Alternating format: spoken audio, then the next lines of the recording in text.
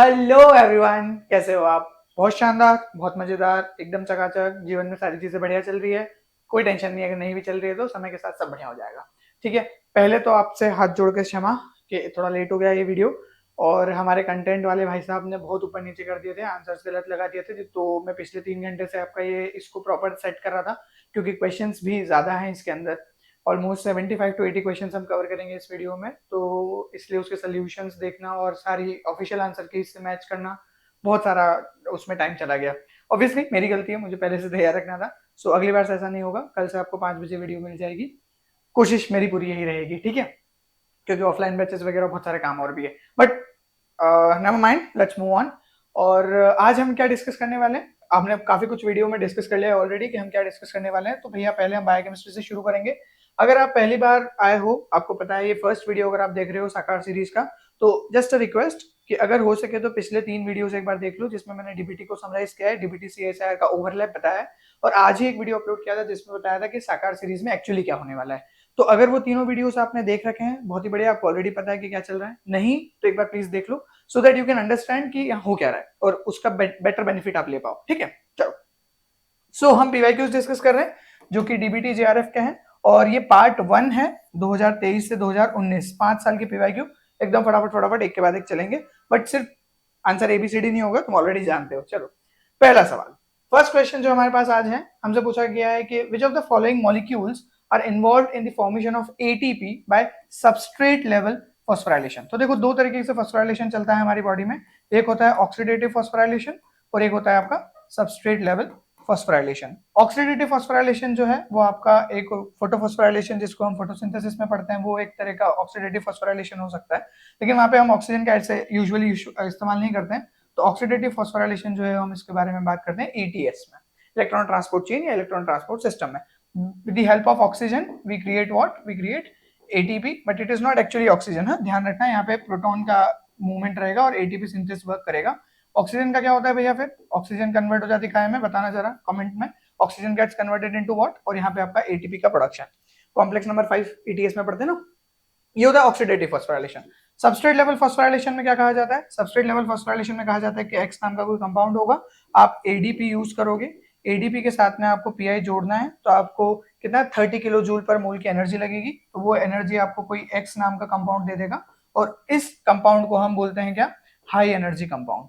इसे high energy compound. थोड़ा speed रहेगी वीडियो में, क्योंकि ये बहुत स्पीड से, क्योंकि मेरे को 80 सवाल सॉल्व करने हैं यार, तो हमको स्पीड तो रखना पड़ेगी। और ये रिवीजन सीरीज है, अगर आप बिगिनर हो तो फिर आपको इस चीज का ध्यान रखना चाहिए कि इस सीरीज से आपको ये सीखना चाहिए कि सवाल सॉल्व कैसे किया जाए, चीजों को सोचना कैसे है और समय कैसे बचाना है एक्चुअल एग्जाम में। ठीक है, सो हाई एनर्जी कंपाउंड्स इनको हम बोलते हैं। हाई एनर्जी कंपाउंड के मेजर एग्जांपल, यहाँ पे ये केमिस्ट्री था, प्लीज ध्यान रखना। ग्लाइकोलिसिस के दौरान कौन कौन सा है? तो 1,3 बिसफॉस्फोग्लिसरेट और आपका फॉस्फेनोल पायरुवेट, ये दो ऐसे मॉलिक्यूल्स हैं, ये हाई एनर्जी कंपाउंड के भी एग्जांपल है। और अगर हाई एनर्जी कंपाउंड के बारे में पूछा जाएगा तो सक्सिनाइल कोए, ये आपका एक हाई एनर्जी कंपाउंड हो सकता है। इसके अलावा आपका creatine phosphate, these are your some high energy compounds जो आपके क्या करते हैं? डायरेक्टली एटीपी का सिंथेसिस कर देते हैं। मतलब इनको यूज करो and you will get ATP bye joining ADP plus pi. Simple, let's move on. अगली कहानी। सो अगला क्वेश्चन है थर्मल डीनेचुरेशन के बारे में। मेल्टिंग टेम्परेचर से रिलेटेड ये क्वेश्चन है, या थर्मल डीनेचुरेशन से रिलेटेड क्वेश्चन है। और यहाँ पे यूजुअली हम जब टीएम के बारे में पढ़ते हैं तो हम डीएनए के बारे में बात करते हैं कि सिंगल स्ट्रैंडेड और double stranded DNA, denatured and renatured form. But यहाँ पे हमसे प्रोटीन के बारे में बात कही गई है। सो जो टीएम वहां पे हम बात करते हैं मेल्टिंग टेम्परेचर के बारे में, वही टीएम आपका प्रोटीन में भी होता है, नथिंग न्यू। प्रोटीन में हम बेसिकली बात करते हैं कि वो इस तरीके से अनफोल्डेड होगा, फिर अगर वो वापस से अपने नॉर्मल टेम्परेचर पे आता है तो फोल्डेड हो जाएगा। सिंपल। सो हियर टीएम क्या होता है? जैसे जब आप किसी भी प्रोटीन को पिक करते हो, सपोज करो मैं यहाँ पे बना के बता देता हूँ। सपोज हमारे पास में एक फोल्डेड प्रोटीन है, प्रॉपर तरीके से आपने उसको टेम्परेचर देना शुरू किया, हीट दिया हीट दिया हीट दिया, और अल्टीमेटली प्रोटीन जो है वो डीनेचर हो गया। Boiling of egg is just like denaturation only. तो जब आपका 50% डीनेचरेशन हो जाए, या मान लो आप इसको वापस रीनेचर कर रहे हो, और रीनेचर करने में जब आपका 50% रीनेचर हो जाए, तो उसको आप बोलते हो melting temperature. So that is the temperature और the point of the temperature which is required for the 50% of the denaturation और द रीनेचरेशन। सिंपल। सो बस यही है इसका दैट मिड पॉइंट। 50% का मतलब क्या हो गया? Midpoint of the temperature range over which denaturation occur. और यहाँ पे temperature at which no it is not start, temperature at which protein denatures is completed, no it is not completed, and afterwards minimum temperature at which protein does not denature, नहीं, यहाँ पे तो बचे 50% already denature हो चुका है ना, तो यहाँ पे जो कीवर्ड था वो मिड पॉइंट था। देखो मेरे बोलने में तुम इस चीज को समझो कि मैं प्रोसेस कैसे कर रहा हूँ क्वेश्चन को, कहाँ पे कीवर्ड मार्क कर रहा हूँ। अब इस क्वेश्चन को अगर तुम ध्यान से देखोगे तो थोड़ा समझो मैंने कहाँ कहाँ पे डब्बे बनाए, एक डब्बा यहाँ बनाया, एक डब्बा यहाँ बनाया, एक डब्बा यहाँ बनाया, यहाँ हाईलाइटिंग करी। ये तुमको खुद सीखना है, इस सीरीज से सिर्फ ये नहीं कि एबीसीडी पकड़ के चले गए, वो तो तुम पीडीएफ में भी कर सकते हो। बात समझ में आ रही है? चलो आगे बढ़ते हैं। अगला सवाल, very easy question, D form of alanine और एल फॉर्म ऑफ एलेनिन, जो अमीनो एसिड्स अगर तुमने वॉइड से पढ़ा हो अमीनो एसिड, या लेनेंजर से पढ़ा हो, या किसी मॉड्यूल से भी पढ़ा हो, चाहे किसी भी कंपाइलेशन से भी पढ़ा हो, तो भी आपको पता होगा कि डी फॉर्म और एल फॉर्म किसके लिए यूज किए जाते हैं, एनेंशियोमर्स के लिए यूज किए जाते हैं। बाकी बहुत सिंपल है। एनोमर्स क्या होते हैं? एनोमर्स आपका क्या होता है, एनोमेरिक कार्बन के लिए यूज किया जाता है, कि एनोमेरिक कार्बन जो कि फंक्शनल कार्बन होता है उसके बेसिस पे, है ना, जो अल्डोज और कीटोज के डिफरेंसेस होते हैं आपके किसके अंदर, ऑब्वियसली शुगर, उसके अंदर। एपीमर्स क्या होते हैं? एपीमर्स में हम बोलते हैं कि एक सिंगल कार्बन पे डिफरेंस होगा तो उसको हम बोलते हैं एपीमर्स। और डायस्टेरियोमर्स, तो यहाँ पे डायस्टेरियोमर्स है, ई है, डायस्टेरियोमर्स। तो डायस्टेरियोमर्स जो होते हैं ये आपके ऑप्टिकल आइसोमर्स ही होते हैं। तो इनैंशियोमर्स जो होता है वो डायस्टेरियोमर्स का ही एक सेटअप है, इसमें नॉन सुपर इम्पोजेबल इमेजेस होती है और इसमें सुपर इम्पोजेबल इमेजेस होती है। ठीक है, तो सिंपल क्वेश्चन था, डायरेक्टिंग। कुछ क्वेश्चन बहुत डायरेक्ट है, मैं उसमें बहुत ज्यादा एक्सप्लेनेशन नहीं दूंगा। Okay, now common metabolite precursor for amino acid such as proline and glutamine. तो प्रोलीन और ग्लूटामिन के लिए आपके पास में मेटाबोलिक प्रीकर्सर क्या है? तो देखो यहाँ पे अब काफी कंफ्यूजिंग सा ऑप्शन है, ऑक्सैलोएसीटेट वगैरह ये। तो ऑक्सैलोएसीटेट जो है ये आपका एस्पार्टेट बनाने के लिए यूजुअली यूज किया जाता है। एस्पार्टेट का कीटो एसिड है ये। राइबोस 5 फॉस्फेट, इसका कोई रेलेवेंस नहीं दिखता है। पाइरुवेट का कोई रेलेवेंस नहीं दिखता है। अगर आपने अमीनो एसिड मेटाबॉलिज्म पढ़ा है तो आपने ट्रांस अमीनेज रिएक्शन के बारे में पढ़ा होगा। ट्रांस अमीनेज रिएक्शन का कोई कोफैक्टर होता है, और या चलो कोफैक्टर छोड़ो, कोएंजाइम बताओ इसका, कमेंट में बताना कि कौन सा कोएंजाइम है, जो कौन सा विटामिन है, चलो और इजी कर देता हूँ, कौन सा विटामिन है जो ट्रांस अमीनेज रिएक्शन में यूज किया जाता है। और अल्फा कीटोग्लूटरेट अगर तुमने ध्यान से सुना हो, अल्फा केजी, तो ये आपका कीटो एसिड है ग्लूटामेट के लिए। और ग्लूटामेट से अगर हम अमाइनेशन कर देते हैं, इसमें अमीन डाल देते हैं, तो अमीन डालने से हम बना लेते हैं ग्लूटामिन। तो ग्लूटामिन के बारे में पूछा गया था और प्रोलीन के बारे में। तो ये एक बेसिक सी रिएक्शन है, alpha KG gets converted into glutamate and glutamate gets converted into with the help of amination into glutamine. ठीक है, glutamate into glutamine. Next, which of the following statement correctly depicts the Beer-Lambert's law? Again very easy question, UV visible spectroscopy का question है। UV visible spectroscopy में हम क्या बोलते हैं कि भैया एक क्यूवेट है हमारे पास, यहाँ पे हमने एक सॉल्यूशन भर रखा है, इसके अंदर कुछ लाइट एब्जॉर्बिंग यूनिट्स होंगी, और वो लाइट एब्जॉर्बिंग यूनिट्स क्या करेगी, जब आप इसके ऊपर कोई फोटोन डालोगे, मतलब कोई लाइट डालोगे, तो कोई पर्टिकुलर वेवलेंथ की लाइट ये एब्जॉर्ब करेगा, जिसको आप कहते हो लैम्डा मैक्स। और उस लैम्डा मैक्स की लाइट को जब ये एब्जॉर्ब करेगा तो फिर क्या करेगा, कुछ लाइट एब्जॉर्ब हो जाएगी और कुछ ट्रांसमिट हो जाएगी। तो यहाँ हम पढ़ते हैं ट्रांसमिटेंस, और जितना रह गया अंदर उसको हम बोलते हैं क्या, एब्जॉर्बेंस। बियर लैम्बर्ट्स लॉ ने क्या बोला था? तो लैम्बर्ट्स ने बात की थी लेंथ के बारे में, और बियर ने बात की थी कंसंट्रेशन के बारे में, कि जितना ज्यादा कंसंट्रेशन होगा उतना ज्यादा एब्जॉर्बेंस होगा, और जितना लंबे समय तक आपकी लाइट सोल्यूशन के अंदर रहेगी, मतलब जितनी ज्यादा पाथ लेंथ होगी उतना ज्यादा क्या होगा, कंसंट्रेशन होगा, सॉरी एब्जॉर्बेंस होगा। सो हमने दोनों को मिला के एक नया सिस्टम बना लिया था, that absorbance is equals to is direct proportional to C N L. इसी को हम बोलते हैं बियर लैम्बर्ट्स लॉ। और फिर हमने इसको अलग तरीके से लिखा था, दैट इट इज, जब आप इसको प्रोपोर्शनलिटी के साइन को हटाते हो तो आप लिखते हो मोलर एब्जॉर्बिविटी कांस्टेंट और या मोलर एब्जॉर्बिविटी कोफिशिएंट। तो इससे हमने बनाया था A is equals to epsilon C L. तो या अब इसी को हमको देखना था, absorbance is directly proportional to path length and concentration, ये लिखा हुआ पाथ लेंथ एंड कंसंट्रेशन से। बाकी भी देख लो एक बार, बाकी को गलत है। Absorbance is directly proportional to molar absorptivity, ये तो सही लिखा हुआ है। And inversely, no it is not inversely proportional, it is directly proportional. यहाँ गड़बड़ कर दी इन्होंने इस जगह पे, इनवर्सली। नीचे आ जाओ, अगेन यहाँ पे भी वही इनवर्सली प्रोपोर्शनल, ये भी गड़बड़ कर दी यहाँ पे। और नीचे वापस आओगे तो फिर से एक और बात आ गई, क्या, इनवर्सली। तो तुमको बस एक ही चीज याद होनी चाहिए, A is equals to ECL, और फिर बाकी तो सब सिंपल ही था, इतना टफ क्वेश्चन नहीं है। डीबीटी में कोई भी टफ क्वेश्चन नहीं आया अभी तक। अगर थोड़ा सा कैलकुलेशन एरर आता है तो न्यूमेरिकल छोड़ दिया जाए तो बहुत इजी क्वेश्चन है। लिटरली 250 मार्क्स से स्कोर करना पॉसिबल है इसके अंदर, तुमको बस मेरे साथ रहना है, थोड़ा स्पीड ज्यादा है। चलो आगे बढ़ते हैं। अगला, what is the product form upon decarboxylation of oxalic acid? तो पहले तो ये पता होना चाहिए कि ऑक्सैलिक एसिड में कितने कार्बन होते हैं। जब तक वो पता नहीं होगा तब तक ये सवाल नहीं बनेगा। तो ऑक्सैलिक एसिड की अगर अपन बात करें तो इसके अंदर 2 कार्बन होते हैं। कितने कार्बन होते हैं? 2 कार्बन, है ना। 2 कार्बन लिख दिया अपन ने कि 2 कार्बन होते हैं भैया ऑक्सैलिक एसिड में। अब तुमको मान लो ये याद नहीं है कि ऑक्सैलिक एसिड में 2 कार्बन होते हैं। टीसीए पढ़ा है? अब कनेक्ट करो, लॉजिकली कैसे सोचेंगे, मैंने सुबह बताया था। लॉजिकली सोचेंगे कैसे, हम ऑक्जेलो एसीटेट वर्ड जानते हैं। एसिटिक एसिड में कितने होते हैं, 2 कार्बन होता है, ये बात भी हमको पता है, formic acid and acetic acid. तो ऑक्जेलो एसीटेट मतलब oxalic acid plus acetic acid is equals to oxaloacetate. Oxaloacetate में 4 कार्बन है, तो एसिटिक एसिड अगर हटा दिया तो ऑक्जेलिक एसिड बता, उसमें कितने कार्बन हो गए, 2 हो गए, है ना। तो अगर नहीं भी पता है तो थोड़ा दिमाग लगाओगे तो आएगा। तो यहाँ पे 2 कार्बन हमारे पास में, उसमें से 1 कार्बन निकाल दिया, CO2 के फॉर्म में हमने 1 कार्बन को निकाल दिया, तो कितना बचा, 1 कार्बन। 1 कार्बन का कंपाउंड ढूंढो यहाँ पे। एसिटिक एसिड 2 कार्बन का है, एस्पार्टिक एसिड 4 कार्बन का है, फॉर्मिक एसिड 1 कार्बन का है, यूट्रिक एसिड 4 कार्बन का है। आंसर क्या हो गया, फॉर्मिक एसिड। आई बात समझ में, कैसे किया, देखो सिंपल था। 2 कार्बन मुझे पता था, 1 कार्बन उन्होंने बोला है कि भैया 1 CO2 निकाल दिया हमने, 1 मॉलिक्यूल ऑफ CO2 निकाला, मतलब 1 कार्बन माइनस कर दिया, 1 कार्बन से निकाल दिया आंसर, सिंपल है। Next, now how many albumin molecule, अच्छा अब ये अच्छा क्वेश्चन है, यहाँ पे थोड़ा सा ध्यान रखना पड़ेगा। अच्छा मोलैरिटी का कॉन्सेप्ट अच्छे से पढ़ के जाना, वैसे मैं ट्राई कर रहा हूँ कि मैं तुमको यहीं पे कवर करवा दूं, बट मोलैरिटी क्या होती है, यूनिट कन्वर्जन पे थोड़ा सा काम करना, है ना, ये चीजें चलते रहने देना। इसमें तुम दूसरे यूट्यूब वीडियोस का भी सहारा ले सकते हो, क्योंकि हमारा मेन मोटिव यहाँ पे मैं तुमको यूनिट कन्वर्जन और मोलैरिटी नॉर्मेलिटी वगैरह नहीं स्पेसिफिकली सिखा रहा हूँ। हाँ सॉल्यूशन कैसे करना है वो बता रहा हूँ, लेकिन थोड़ा सा अपने कॉन्सेप्ट को भी बिल्ड करते रहना। मोलैरिटी, यूनिट कन्वर्जन, ये कुछ इंपॉर्टेंट कॉन्सेप्ट है, यूजुअली इससे सवाल आते ही। अभी तक हम 2023 पे ही हैं, आगे बढ़ते हैं। देखो यहाँ पे पूछा है कि आपको कितना एल्ब्यूमिन चाहिए, पहले समझ लेते सवाल क्या पूछ रहा है। हाउ मेनी एल्ब्यूमिन, जिसका मॉलिक्यूलर वेट है आपके पास में 67,000 डाल्टन, ठीक है। कितना एल्ब्यूमिन चाहिए कि आप उसको 1.8 मिलीग्राम ऑफ एस्पायरिन के साथ में कंजुगेट करो, जिसका मॉलिक्यूलर वेट है 180 डाल्टन, जिससे हमारा जो रिएक्शन होना चाहिए वो 1:1 का सेटअप बनाना चाहिए। मतलब इधर भी आपके पास 1 होना चाहिए और इधर भी एल्ब्यूमिन का भी 1 होना चाहिए और एस्पिरिन का भी 1 ही होना चाहिए, 1:1 का सेटअप बनना चाहिए। तो इसके लिए हमको क्या करना पड़ेगा, इसके लिए हमको समझना पड़ेगा कि मोलैरिटी, मोल्स वगैरह काम कैसे करते हैं, ठीक है। तो देखो अगर हम मोल्स की बात करें, तो अगर हमको ग्राम्स को मोल्स में कन्वर्ट करना है, तो मोलैरिटी के लिए हम डायरेक्टली क्या बोल देते हैं, हम बोल देते हैं कि हमको गिवन वेट क्या है और अपॉन मॉलिक्यूलर वेट क्या होता है हमारा, जो भी अब यहाँ पे मॉलिक्यूलर वेट दे रखे हैं तो हम डायरेक्टली मॉलिक्यूलर वेट यूज करने वाले हैं। हमसे बोला गया है कि आपको 1:1 में सेटअप बनाना है, ठीक है सर, बना लिया। आपसे पूछा गया है कि एल्ब्यूमिन कितना लेना है, इसलिए मैंने इसमें बोला बना दिया।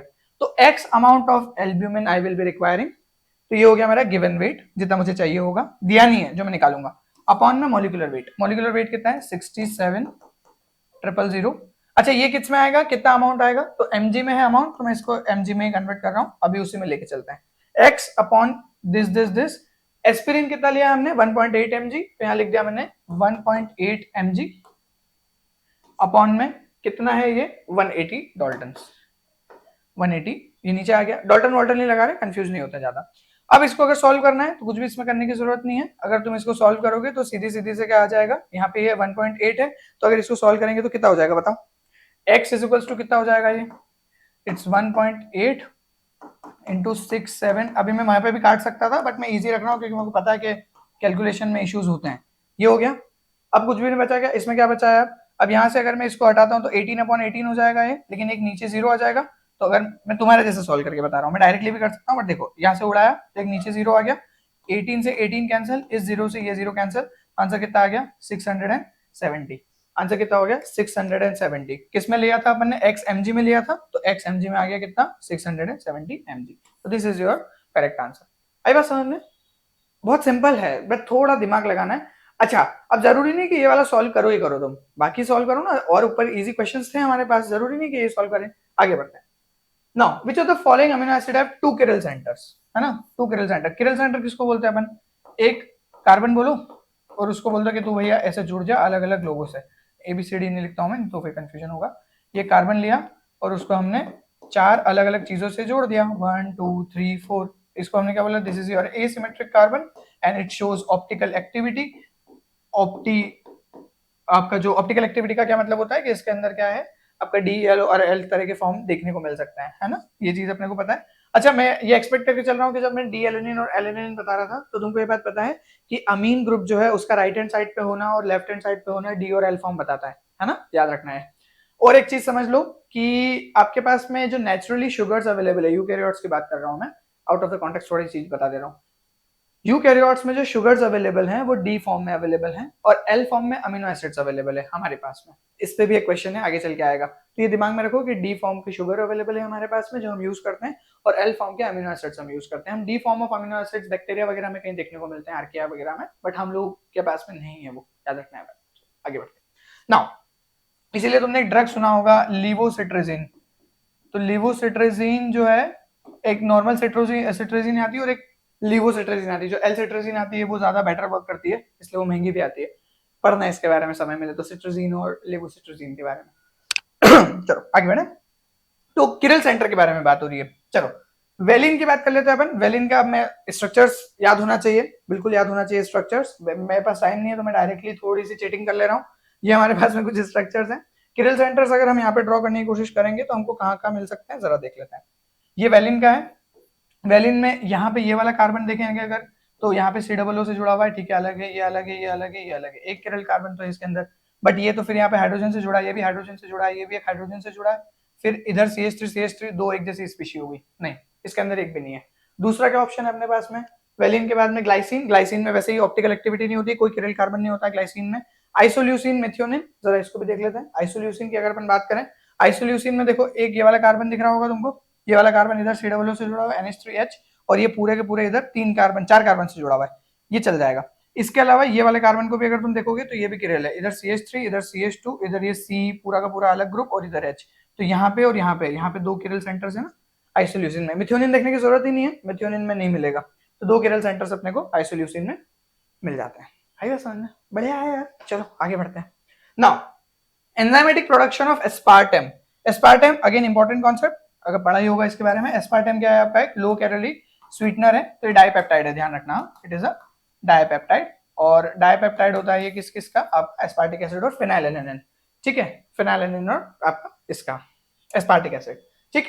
तो इसमें अपने को ध्यान रखना है सिर्फ एक बात, कि इसमें अगर हम बात करें तो थर्मोलाइसिन जो होता है वो एक इंपॉर्टेंट आपका एंजाइम होता है जो काम करता है। और इसमें ना बहुत ज्यादा डिटेल्स में जा सकते हैं अपन, तो सिर्फ इतना सा ध्यान रखना है कि एस्पार्टेट को, जो कि एल फॉर्म होती है, इसको हम मिलाते हैं फिनाइलएलानाइन के साथ में। मैंने कुछ चीजें लिखी है तुम लोगों के लिए, फिनाइलएलानाइन के साथ में, जो कि मिथाइलेटेड फॉर्म में होता है।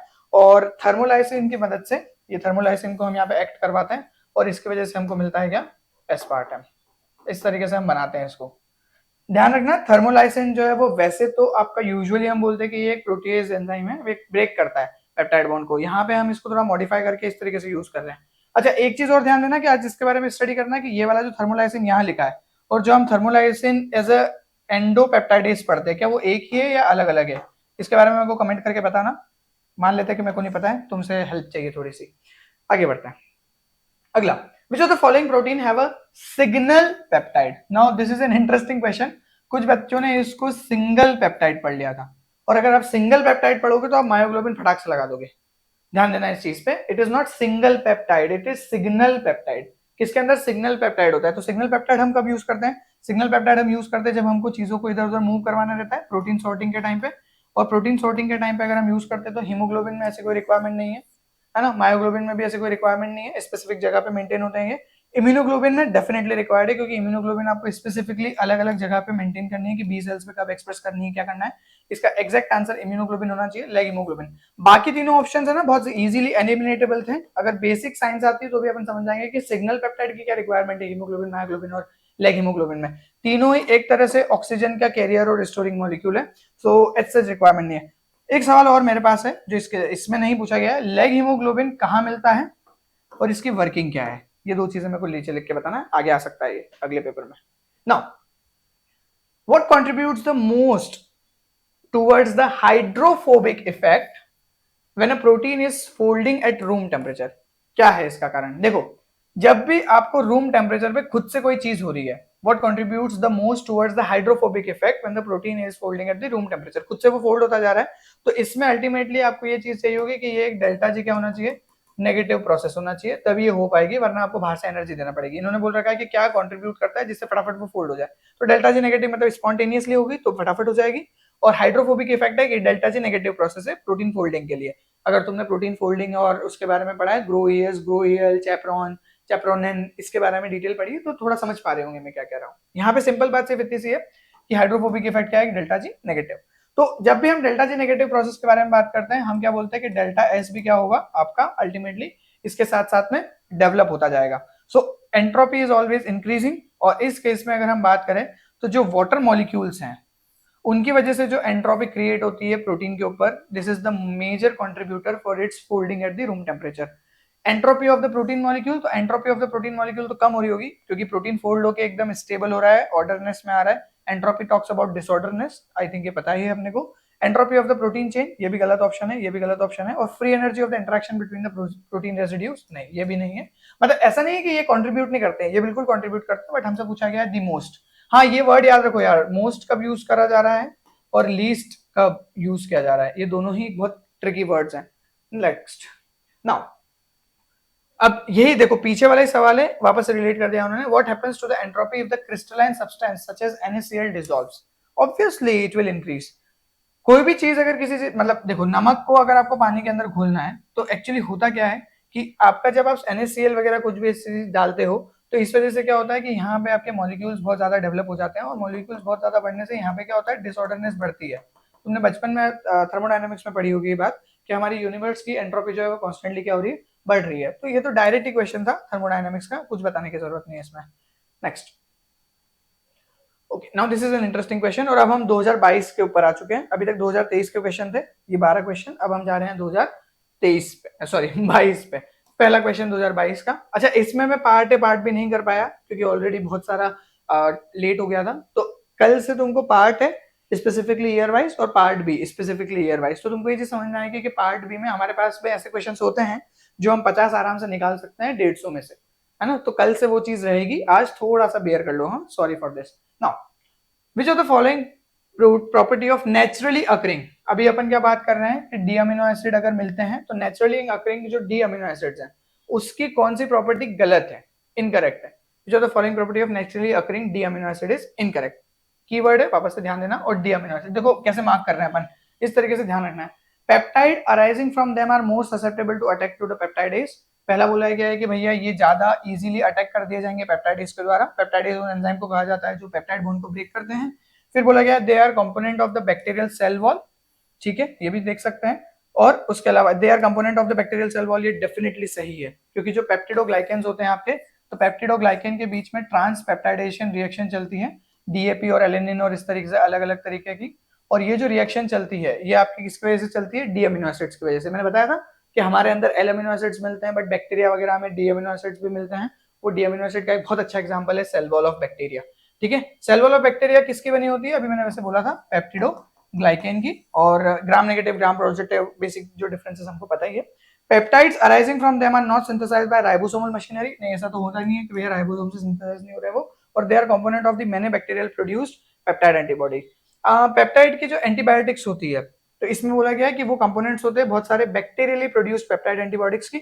ये भी सही बात है ना। और अच्छा हाँ ये भी सही है, सॉरी मैंने एक मिस्टेक कर दी यहाँ पे, ये not synthesized by ribosomal machinery, तो यहाँ पे इसका सिंथेसिस बाद में होता है और ये डेवलप होते हैं, इनके अंदर फॉर्म चेंज किया जाता है, एल फॉर्म डी फॉर्म का चेंजेस होता है। तो दैट्स व्हाई इसमें जो आंसर बनेगा ये तीनों सही है। इनकरेक्ट पूछा था आपने से, देखो मैं यहाँ थोड़ा कंफ्यूज हो गया था इनकरेक्ट को लेके, तो यहाँ पे ये मोर ससेप्टेबल टू पेप्टाइडेज, ये बात बिल्कुल गलत है, ठीक है। फर्स्ट ऑप्शन जो है ये बिल्कुल गलत है, peptides arising from them are more susceptible to attack by peptidase, ठीक है। Next question, if an enzyme is not damaged during the process of entrapment, तो हमने बोला कि एक एंजाइम है हमारे पास, उसको कोई डैमेज नहीं किया है लेकिन उसको ऐसे एंट्रैप कर दिया, एंट्रैपमेंट इन अ बीड, और ये बीड है हमारी, ठीक है, जेल बीड हो गई या सिलिका की बीड हो गई या अगार की बीड हो गई, इस तरीके से इसको ट्रैप कर दिया। Then internal pore diffusion will, okay तो क्या होगा इससे, इंटरनल पोर डिफ्यूजन मतलब यहाँ पे जो ये पोर है इसके अंदर जो डिफ्यूजन रेट होगा उससे क्या चेंज होगा, will change the observed VMAX only, कि सिर्फ उसका वीमैक्स बदलेगा, सिर्फ उसका केएम बदलेगा, या उसका केएम और वीमैक्स दोनों बदल जाएंगे, और both the observed Vmax and KM will remain unchanged, या फिर दोनों ही अनचेंज रहेंगे। अब थोड़ा सा दिमाग लगाओ, देखो एंजाइम के अंदर एक्टिव साइट होती है, एक्टिव साइट पे आके सबस्ट्रेट जुड़ता है और सबस्ट्रेट फिर क्या करता है, एंजाइम उस पर काम करता है, उसको प्रोडक्ट में बदलता है, छोड़ देता है, एंजाइम फिर फ्री हो जाता है। लेकिन अगर एंजाइम के ऊपर कवर मार दिया अपन ने तो उसकी सबस्ट्रेट से जुड़ने की एफिनिटी में बदलाव आएगा कि नहीं आएगा, बिल्कुल आएगा, क्योंकि अब कवर्ड है ना एंजाइम, तो डायरेक्टली सबस्ट्रेट जुड़ नहीं पाएगा, टाइम लगेगा, या तो कवर हटे या जो भी हो।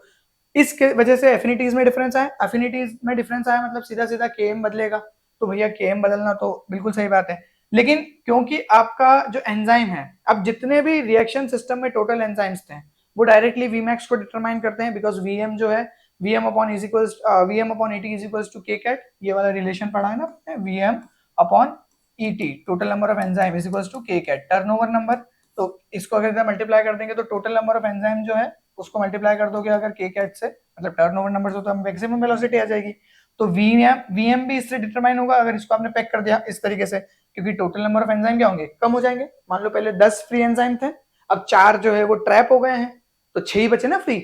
इस वजह से क्या हुआ, वीएम भी कम हुआ, तो total number of enzyme will also be impacted, and that's why both VM and KM will be changing. This is the correct answer to the question. समझ में आया क्वेश्चन? जो क्वेश्चन में डाउट हो ना, नीचे कमेंट में प्लीज लिख देना क्या डाउट है और कौन से नंबर पे है, हम उस पर भी डिस्कस करेंगे, है ना, समय निकालेंगे उसके लिए भी अलग से, है ना। चल आगे बढ़ते हैं। Now if an enzyme catalyse reaction following Michaelis Menten equation, भैया ये इंपॉर्टेंट कॉन्सेप्ट है, अच्छे से कवर करना है इसको। मिकलिस-मेंटेन काइनेटिक्स फॉलो कर रहा है, एंजाइम का अमाउंट भी चेंज किया है और सबस्ट्रेट भी चेंज किया है। तो एंजाइम का अमाउंट चेंज करके कर दिया है डबल, सबस्ट्रेट का अमाउंट चेंज करके कर दिया है डबल। तो पहले जो टोटल एंजाइम्स थे वो अब 2E हो गए हैं, और पहले जो सबस्ट्रेट का कंसंट्रेशन था वो अब 2S कर दिया गया है।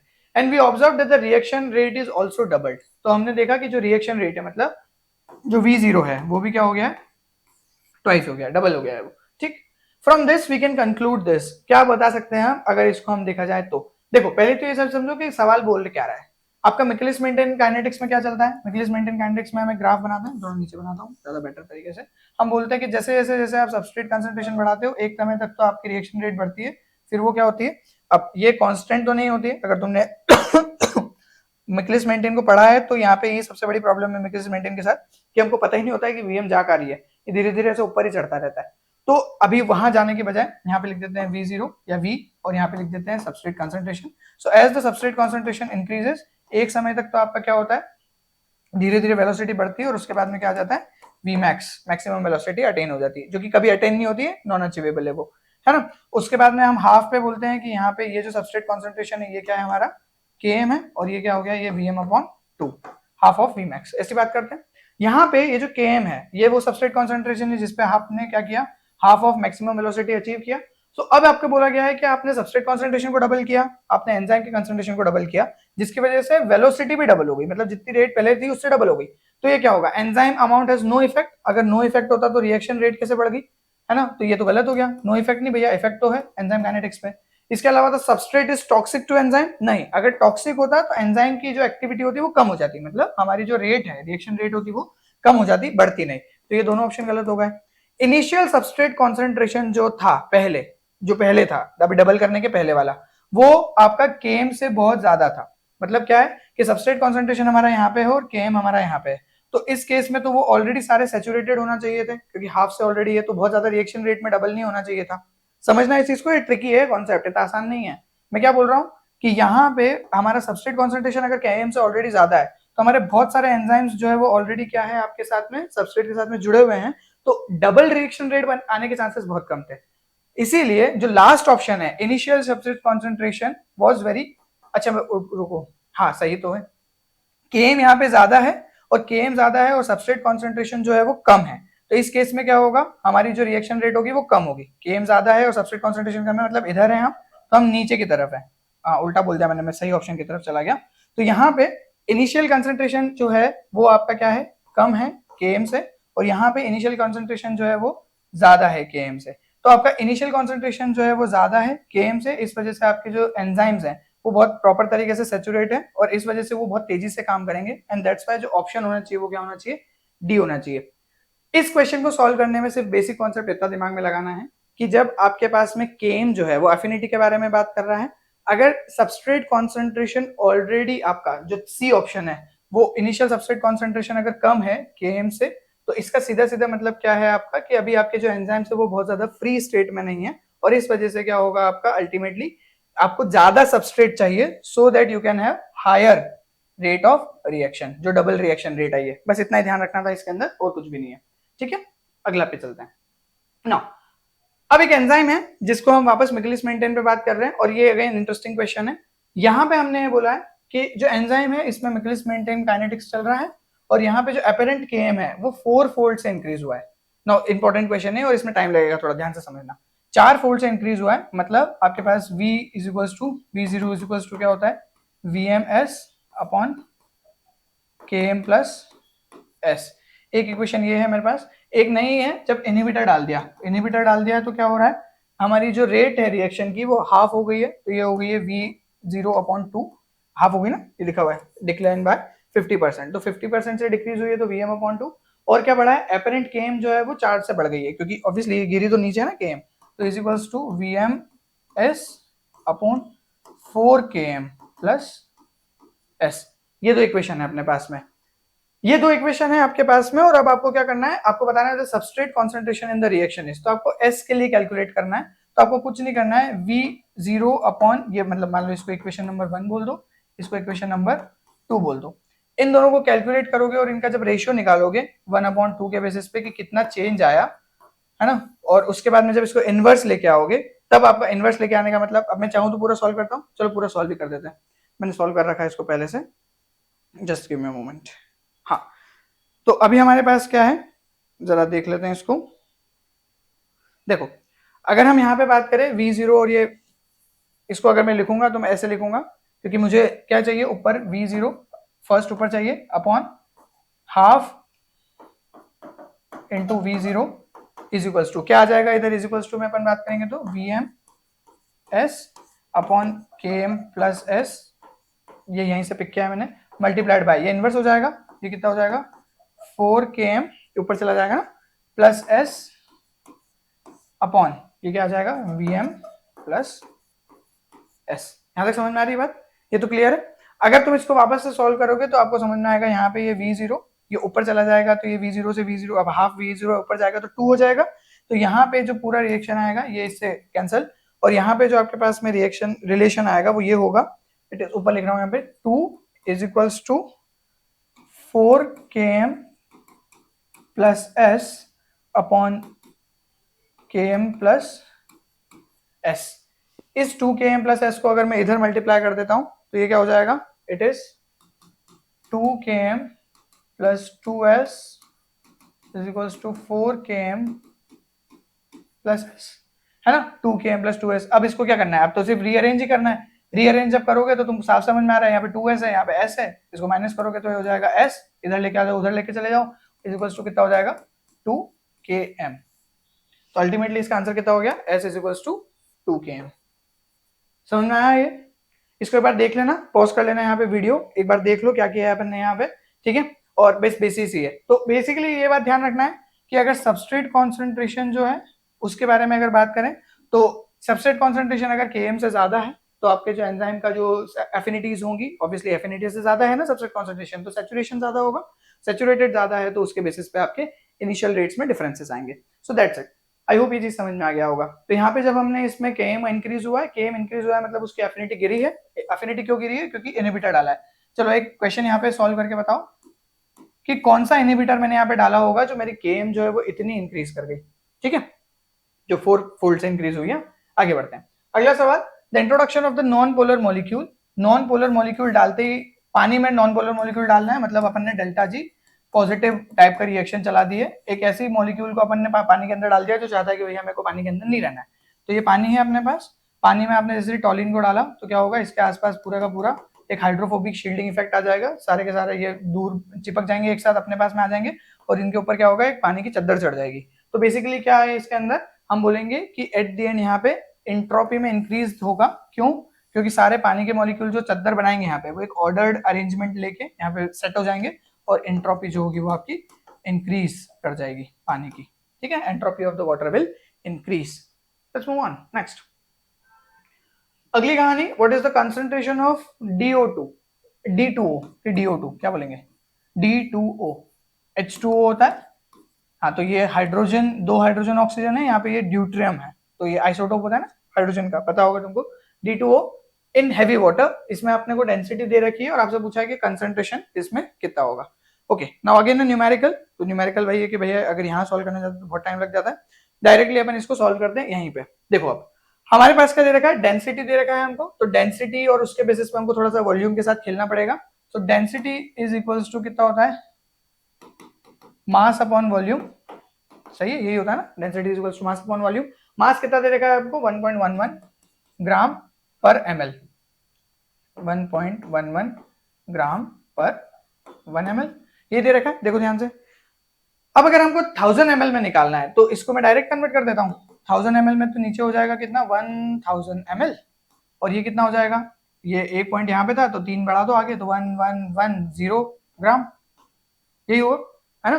तो 1110 ग्राम 1000 ml में, क्योंकि 1.11 ग्राम था 1 ml में, सही है। ये दे रखा है हमको, ये गिवन वेट है हमारे पास। हमसे पूछा गया है कि D2O का क्या कंसंट्रेशन होगा हैवी वाटर में, और इसकी डेंसिटी दे दी, तो डेंसिटी को हमने कर लिया अल्टीमेटली ग्राम पर, उसके बेसिस पे। अब कंसंट्रेशन जो है D2O का वो निकाल लेते हैं भैया हैवी वाटर में। क्या है सेटअप जरा देख लो। अगर हम 1 पॉइंट ये देखें, अच्छा अब तुमको यहाँ पे देखना पड़ेगा कि पूरा सेटअप क्या है। तो यहाँ पे हम अगर बात करें कि D2O का मॉलिक्यूलर वेट कितना होता है, अल्टीमेटली बिना उसके तो होगा नहीं, हार्ड वाटर में कितना है, तो मॉलिक्यूलर वेट कितना है। पानी का मॉलिक्यूलर वेट कितना होता है 18, H2O का मॉलिक्यूलर वेट होता है 18, D2O क्योंकि हैवी वाटर है तो इसके अंदर 2 एक्स्ट्रा है, तो ऑक्सीजन का तो 16 है और 2 D है, मतलब 2 + 2, ये हो जाएगा 16 + 2 + 2 = 20। तो ये है हमारे पास में क्या आपका यहां से जो निकाला हमने गिवन। लेकिन हमारे पास में मॉलिक्यूलर वेट कितना है, तो गिवन वेट अपन मॉलिक्यूलर वेट, वापस में मोलैरिटी यूज कर रहा हूँ कंसंट्रेशन निकालने के लिए, और अपने पास में मॉलिक्यूलर वेट हो गया 20। इससे अगर हम इसको सॉल्व करते हैं तो 20 से अगर तुम इसको ब्रेक करोगे तो 0 0 कैंसिल, इट इज 55.5, और अल्टीमेटली ये इसका आंसर है कि मोलर्स में पूछा था इसलिए मैंने मोलर्स में इसको सॉल्व किया, given weight upon molecular wait, तो मोलर्स कितना हो गया ये 55.5 मोलर्स, ये इसका आंसर है, ये 55.5 मोलर्स।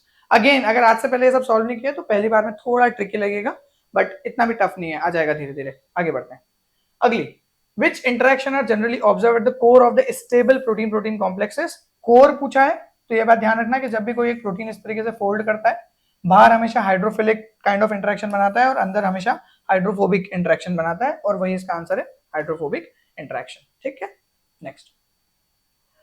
इनकरेक्ट स्टेटमेंट बताना है about the competitive reaction. Competitive reaction मतलब कॉम्पिटिटिव इनहिबिटर के बारे में। ठीक है, कॉम्पिटिटिव इनहिबिटर में शायद तुम ऑलरेडी जानते हो कि Km इंक्रीज करता है और Vm कांस्टेंट रहता है। ठीक है, तो Vm इज अनचेंज्ड, ये तो सही बात है, अभी ऊपर लिखा हुआ है the dissociation constant is increased, Km will increase, और the dissociation constant is increased. हाँ, तो Km क्या है, एक डिसोसिएशन कांस्टेंट है, इंक्रीज होता है, Km will increase, ऊपर ही लिखा हुआ है, हाँ बिल्कुल। The intercept on the x-axis will shift towards the left in the Lineweaver-Burke plot. Now this is a really great statement. Lineweaver-Burke plot कैसे बनाते हैं, ऐसे ऐसे किया, यहाँ पे ऐसे किया, यहाँ पे आपने लिया 1/s, यहाँ पे लिया 1/v0, यहाँ से आपने एक लाइन बनाई, यहाँ से फिर ऐसे कर दिया, फिर आपने यहाँ पे लिख दिया Km/Vm, यहाँ पे लिख दिया 1/Vm, है ना, 1/Vm - 1/Vm, है ना। तो अल्टीमेटली यहाँ पे क्या है, ये है -Km/Vm, और यहाँ पे क्या हो गया, ये 1/Vm। सो बेसिकली ये पूरा का पूरा हमारे पास माइकलिस मेंटेन का ग्राफ है। अगर Km इंक्रीज हो रहा है तो Km इंक्रीज हो रहा है तो -Km क्या होगा, डिक्रीज होगा, और अगर -Km डिक्रीज होगा तो आपका यहाँ पे क्या होगा, अल्टीमेटली -Km/Vm की अगर अपन बात करें तो ये डिक्रीज होगा, और डिक्रीज होने में इस तरफ बढ़ेगा, तो यहाँ पे लेफ्ट की तरफ लाइनवेवर-बर्क प्लॉट नहीं जाएगा, यहाँ पे राइट की तरफ लाइनवेवर-बर्क प्लॉट जाएगा, और इसीलिए ये इसका आंसर है। मतलब ये अगर इधर जाएगा ना इस तरफ, तो ये राइट की तरफ शिफ्ट होगा, ना कि लेफ्ट की तरफ। अभी मैं पूरा कॉन्सेप्ट नहीं पढ़ा सकता तुमको, आई होप तुम समझ रहे हो इस चीज को।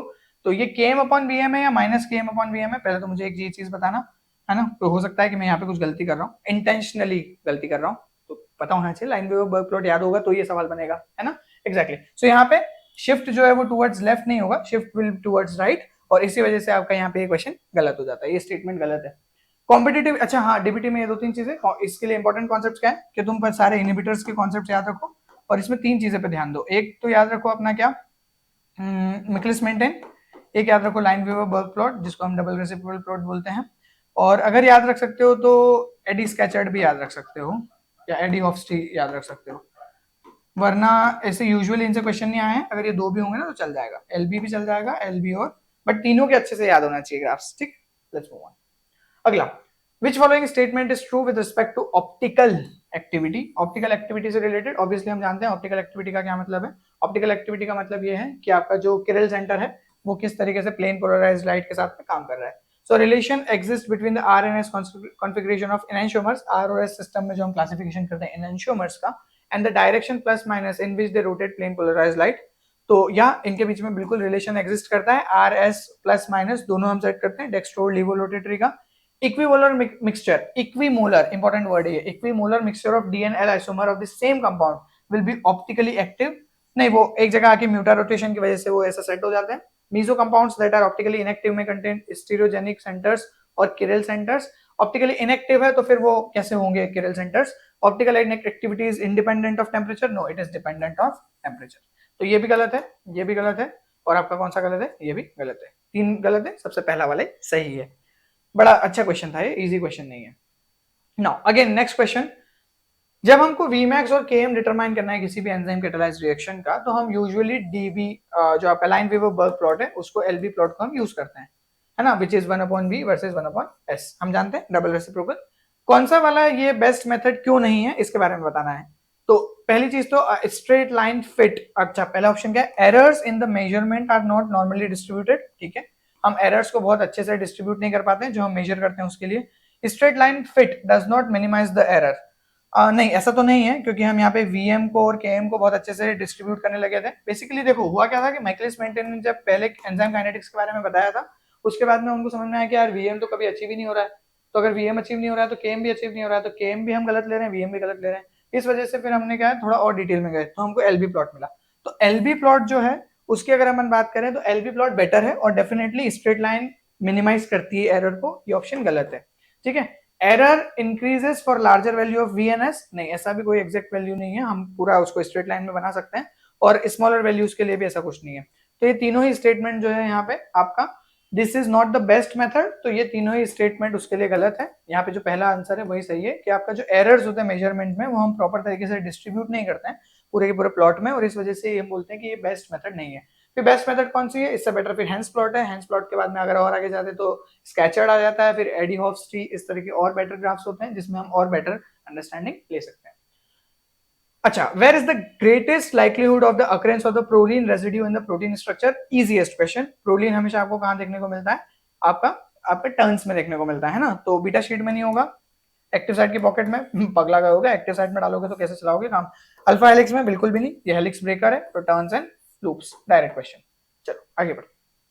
अगला, in an enzyme catalysed reaction, जो कि वापस से ये वापस रिपीट हो गया भैया, है ना, ये क्वेश्चन है, इसमें तो ऑलरेडी पता गया है कि इनिशियल कंसंट्रेशन जो होना चाहिए वो क्या होना चाहिए? आपका हाई होना चाहिए Km से, इसी वजह से हमने इसको सेटअप किया था। कुछ क्वेश्चन रिपीटेड है, मतलब ये वाला भी रिपीटेड क्वेश्चन है, इसको भी आगे बढ़ाते हैं। ये भी रिपीटेड क्वेश्चन है, हमारे भाई साहब ने आज कुछ कर दिया, हमने उनको बताया था ना। हाँ चलो आगे बढ़ते हैं। Now what is the molarity of 100 gram glycine? Again अब देखो ये 2022 में फिर मोलैरिटी पे क्वेश्चन है, पहले भी आया था ना मोलैरिटी पे क्वेश्चन, अभी हमने सॉल्व किया था मोलैरिटी वाला क्वेश्चन, है ना, एस्पिरिन और आपका एल्ब्यूमिन के कंटेंट वाला, वही सेम क्वेश्चन यहाँ पे भी है। तो what is the molarity of 100 gram glycine? वापस मोलैरिटी में पूछ लिया इन्होंने, dissolved in 1 litre of water.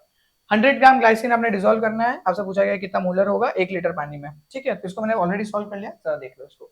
देखो आपको पहले निकालना पड़ेगा मोल्स ऑफ ग्लाइसिन। मोल्स निकालने के लिए जस्ट मैंने अभी बताया कि गिवन वेट जो है अपॉन मॉलिक्यूलर मास या मॉलिक्यूलर वेट ऑफ ग्लाइसिन, ये गिवन वेट है आपको 100 ग्राम, और 100 ग्राम पर मोल जो है 175 डाल्टन लिखा ना ग्राम पर मोल, वो निकाल लिया, इससे आपको निकल गया 1.33 मोल्स। तो ये है moles of glycine which is required. अब देखो यहाँ पे उन्होंने बहुत ईजी कर दिया क्वेश्चन, क्योंकि उन्होंने डायरेक्टली आपसे पूछ लिया कि 1 लीटर में कितना लगेगा। तो ऑब्वियसली अब हम जितना मोल्स निकाल रहे हैं वो पर लीटर आएगा, तो मोलैरिटी आपको पता है कि उतना ही मोल पर लीटर लगेगा, इसलिए बहुत इजी हो गया इसका सोल्यूशन। लेकिन अगर हम इसमें फिर 500 ml या 1000 लीटर्स या इस तरीके से बोलते हैं तो हमको फिर कन्वर्जन करना पड़ता है, बस यहीं पे थोड़ा ध्यान रखना है। यहाँ पे हमसे डायरेक्टली पूछा है कि 1 लीटर पानी में कितना लगेगा, तो जो आपने कैलकुलेट किया कि कितने मोल्स होंगे ग्लाइसिन के 100 ग्राम में, वही इसका आंसर हो गया 1.33। लेकिन अगर ये 1 लीटर ना होकर 10 लीटर होता तो फिर आपको इसको मल्टीप्लाई करना पड़ता 10 से, और फिर आंसर हो जाता 13.3 जो भी आगे मोलर्स। आ रही बात समझ में? तो इस चीज का ध्यान रखना है थोड़ा सा यूनिट कन्वर्जन में। अगला है which one of the following will not change upon adding an enzyme to a chemical reaction और changing the concentration of reactant और प्रोडक्ट?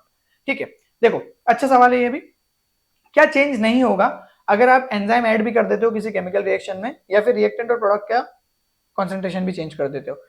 डेल्टा जी नॉट, ये स्टैंडर्ड डेल्टा जी है, कहां भी चले जाओ चेंज नहीं होगा किसी भी रिएक्शन में, तो ए तो सही आंसर है। ए कहां दे रखा है? यहाँ दे रखा है, यहाँ दे रखा है, यहाँ दे रखा है, नहीं हमारे काम का नहीं भैया, ए से नहीं हो पाएगा।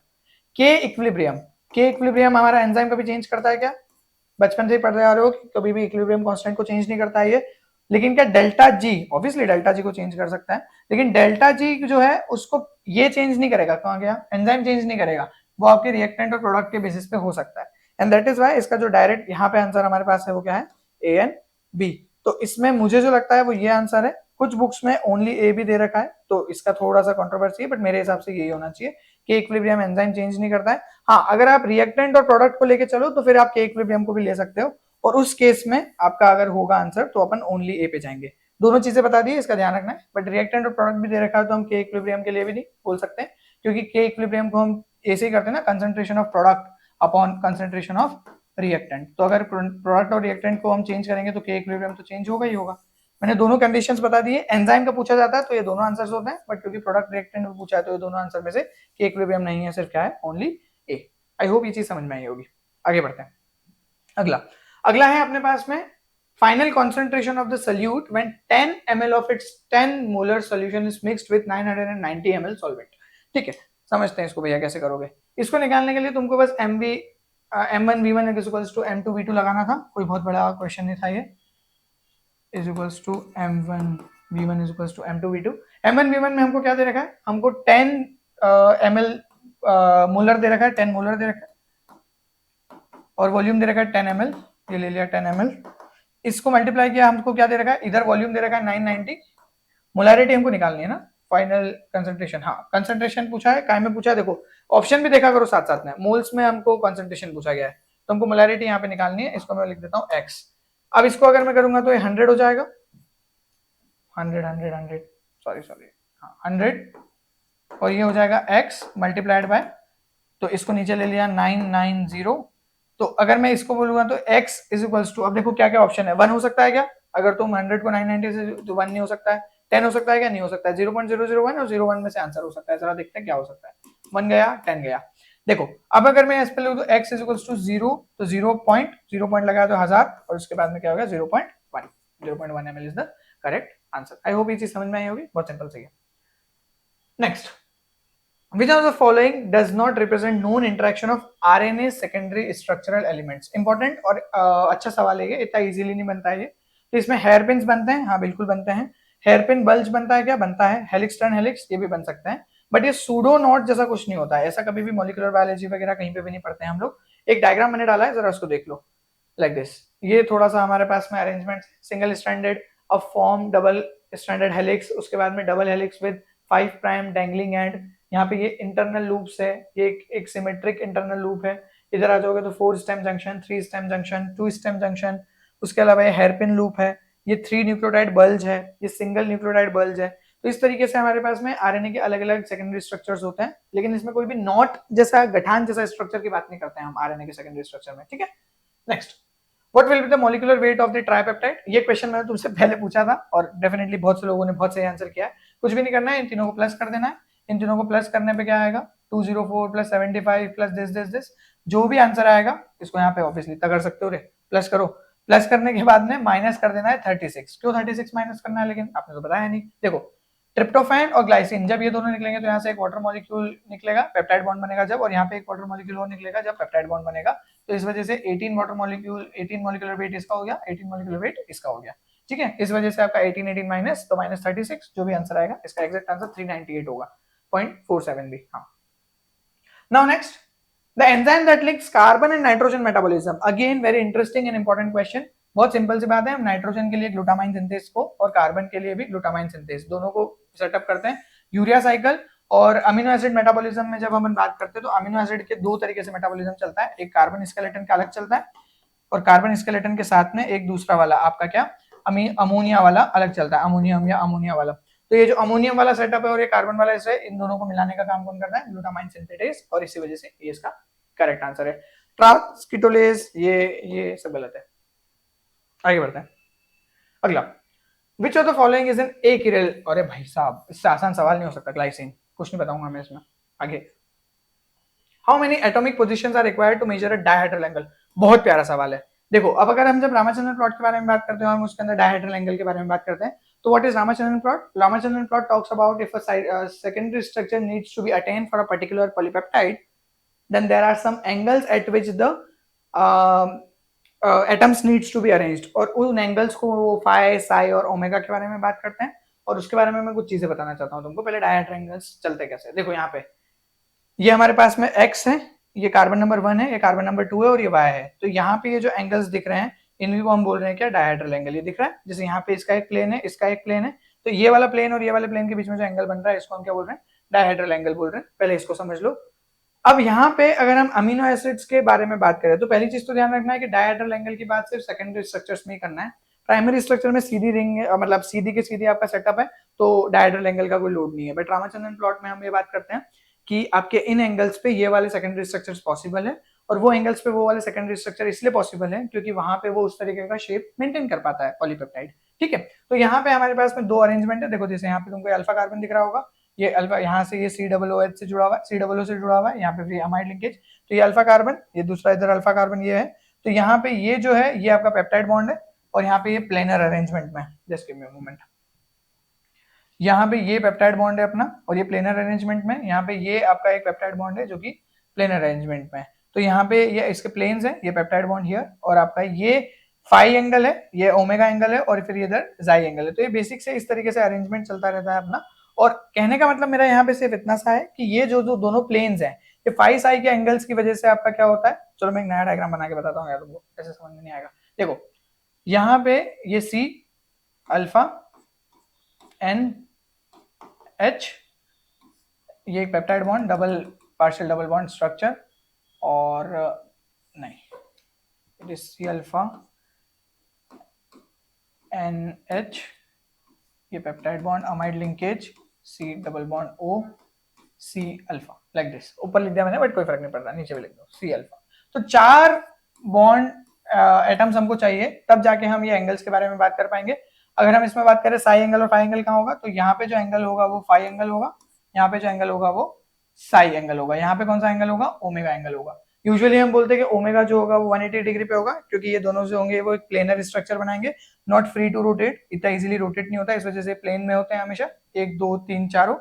और इसके अलावा ये जो है रोटेट करते हैं, और इस वजह से एक प्लेन यहाँ पे दूसरा प्लेन यहाँ पे, तो ये रोटेशन इस तरीके से चलता रहता है। जैसे ये रोटेट हो रहे हैं, ये इस एंगल पे रोटेट होगा या इस एंगल पे रोटेट होगा, और इन रोटेशन की वजह से नए नए स्ट्रक्चर्स बनते हैं। आपसे पूछा गया था कितने एटम्स चाहिए, वैसे मैं यहाँ पे भी सॉल्व कर सकता था, 1 एटम, 2 एटम, 3 एटम और 4 एटम, बट मैंने सोचा थोड़ा एंगल तुमको प्रोटीन केमिस्ट्री का भी बता दूं। 2021 पे आ चुके हैं हम, ध्यान रखना है ना। तो यहाँ पे 4 इसका करेक्ट आंसर है। इसी क्वेश्चन से हमने 2021 शुरू किया था, नहीं पिछले वाले से।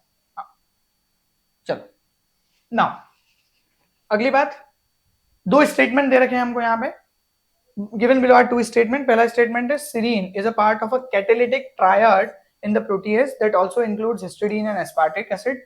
इंपॉर्टेंट और टफ क्वेश्चन है, इतना आसान क्वेश्चन नहीं। काइमोट्रिप्सिन की वर्किंग पे क्वेश्चन पूछा है इन्होंने, और यूजुअली हम इतना डिटेल में मेटाबॉलिज्म नहीं पढ़ पाते हैं। ठीक है, उसके बाद में catalytic triads are responsible for peptide hydrolysis. Now ये जो क्वेश्चन है ये इतना आसान नहीं है, पहली चीज तो ये समझ लो। अगर इस क्वेश्चन को देख के तुमको ऐसा लग रहा है बहुत भारी क्वेश्चन है तो इट्स टोटली फाइन, कोई दिक्कत नहीं। नाउ इसमें क्या बोल रखा है उन्होंने कि आपको बताना है दोनों स्टेटमेंट सही है, एक सही है, गलत है, दोनों गलत है, या पहला सही है दूसरा गलत है, इस तरीके से सिंपल क्वेश्चन है। पहले कैटालिटिक ट्रायड क्या होता है ये देख लो। देखो यहाँ पे एक आइमोट्रिप्सिन का एक एक्शन वर्किंग है, यहाँ पे तुम देख रहे होंगे ये पेप्टाइड बॉन्ड है, यहाँ पे ये NH और ये C डबल बॉन्ड O, और यहाँ पे सीरीन, हिस्टिडीन और एस्पार्टेट तुमको तीनों दिख रहे होंगे। यहाँ पे सीरीन जो है वो ये है, ये अपना लोन पेयर इस तरीके से डोनेट करता है, OH होता है ना सीरीन में, इस तरीके से डोनेट करता है। यहाँ पे ये हिस्टिडीन है जो इनको स्टेबलाइज करने में मदद कर रहा है, इसके पास पॉजिटिव अरेंजमेंट है, और ये नेगेटिव जो है हमारे पास में एस्पार्टेट में नेगेटिव होता है, एसिडिक अमीनो एसिड। तो इस वजह से आपका यहाँ पे ये पेप्टाइड बॉन्ड ब्रेक कर पाता है। तो सीरीन, हिस्टिडीन और एस्पार्टेट ये बिल्कुल सही लिखा है कि कैटालिटिक ट्रायड में ये तीनों होते हैं, सीरीन है, हिस्टिडीन है और एस्पार्टेट है। इसके अलावा कैटालिटिक ट्रायड जो है पेप्टाइड हाइड्रोलिसिस के लिए रिस्पॉन्सिबल है, ये भी बात बिल्कुल सही है। इसलिए इसका आंसर क्या है, both statements are correct. Got it, let's move on. Now protein folding जो है वो बहुत ज्यादा कोऑपरेटिव है। कौन सा स्टेटमेंट इसको बताता है, तो पहले तो समझ लो कोऑपरेटिव का क्या मतलब होता है। कोऑपरेटिव का मतलब ये होता है कि अगर यहाँ पे मेरे पास एक मॉलिक्यूल है, तो इस मॉलिक्यूल के अंदर अगर एक जगह पे कोई बदलाव आएगा तो उसका दूसरे पे डिफरेंट फर्क पड़ेगा, फिर तीसरे पे और ज्यादा तेज फर्क पड़ेगा, और चौथे पे और ज्यादा तेज फर्क पड़ेगा।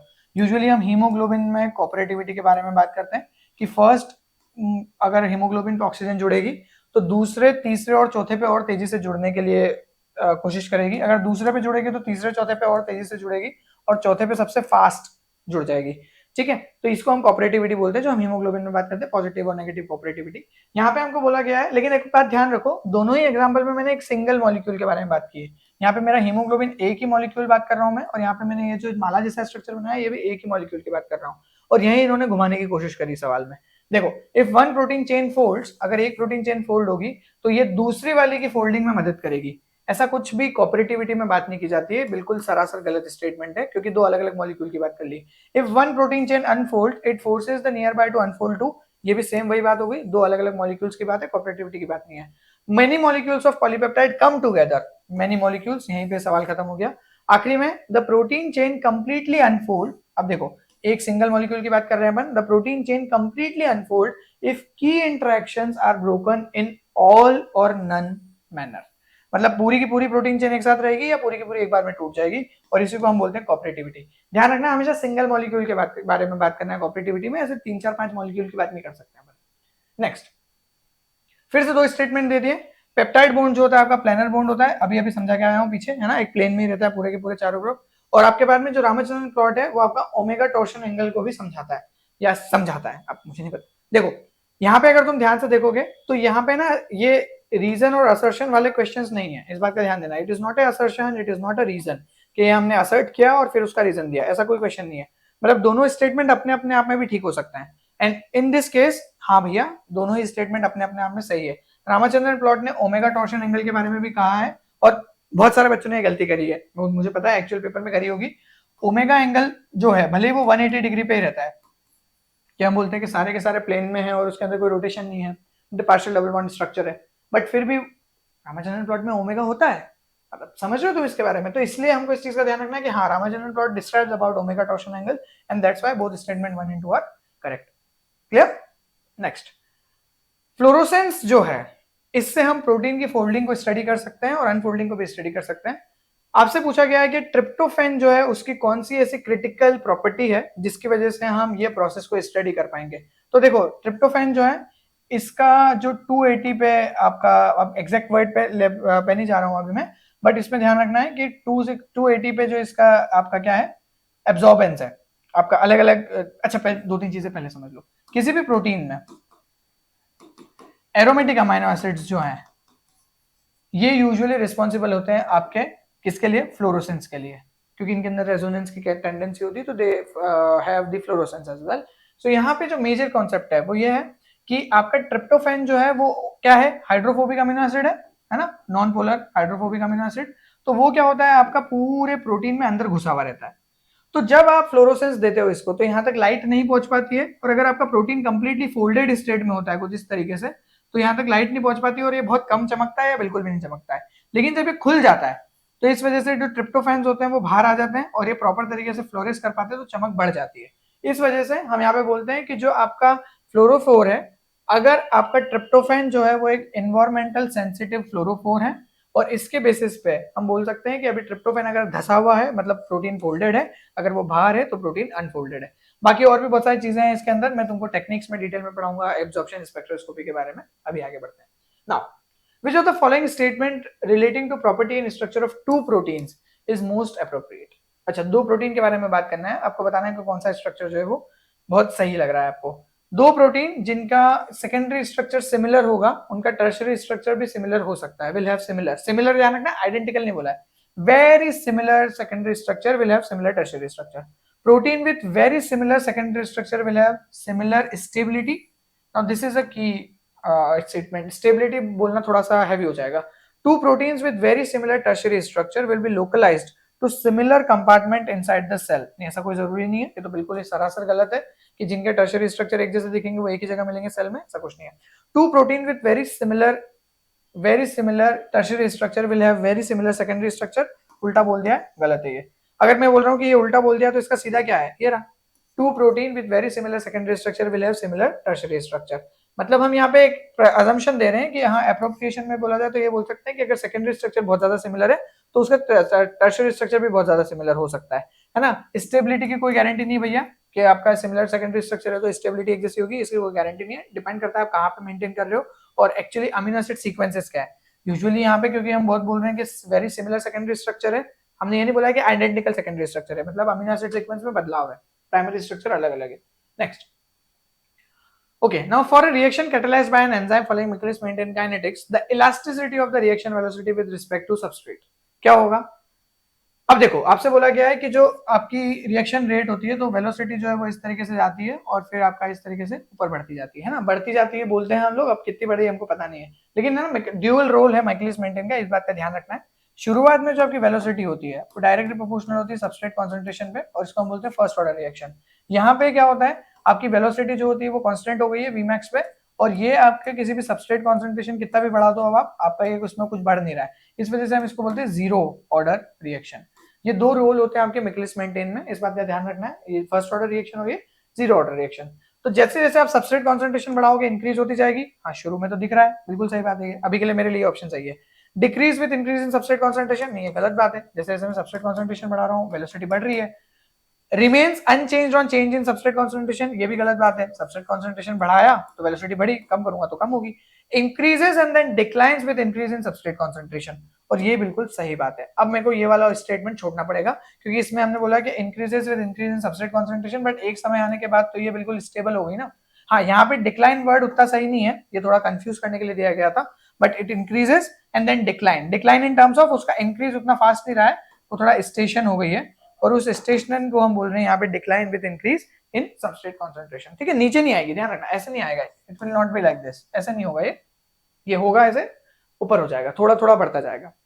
Next, okay, now the enzyme that play की रोल इन ग्लूकोज होम्योस्टेसिस, हमारी बॉडी में ग्लूकोज के होम्योस्टेसिस को मेंटेन करने के लिए कौन रिस्पॉन्सिबल है?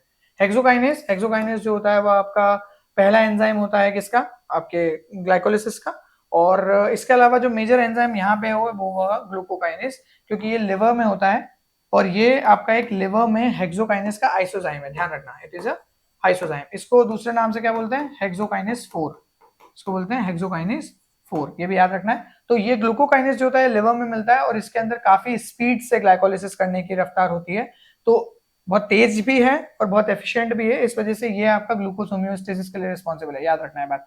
फ्रुक्टोकाइनेज का कोई लेना देना नहीं, गैलेक्टोकाइनेज का भी नहीं, और एक्सोकाइनेज का भी नहीं, ग्लूकोकाइनेज, याद रखना।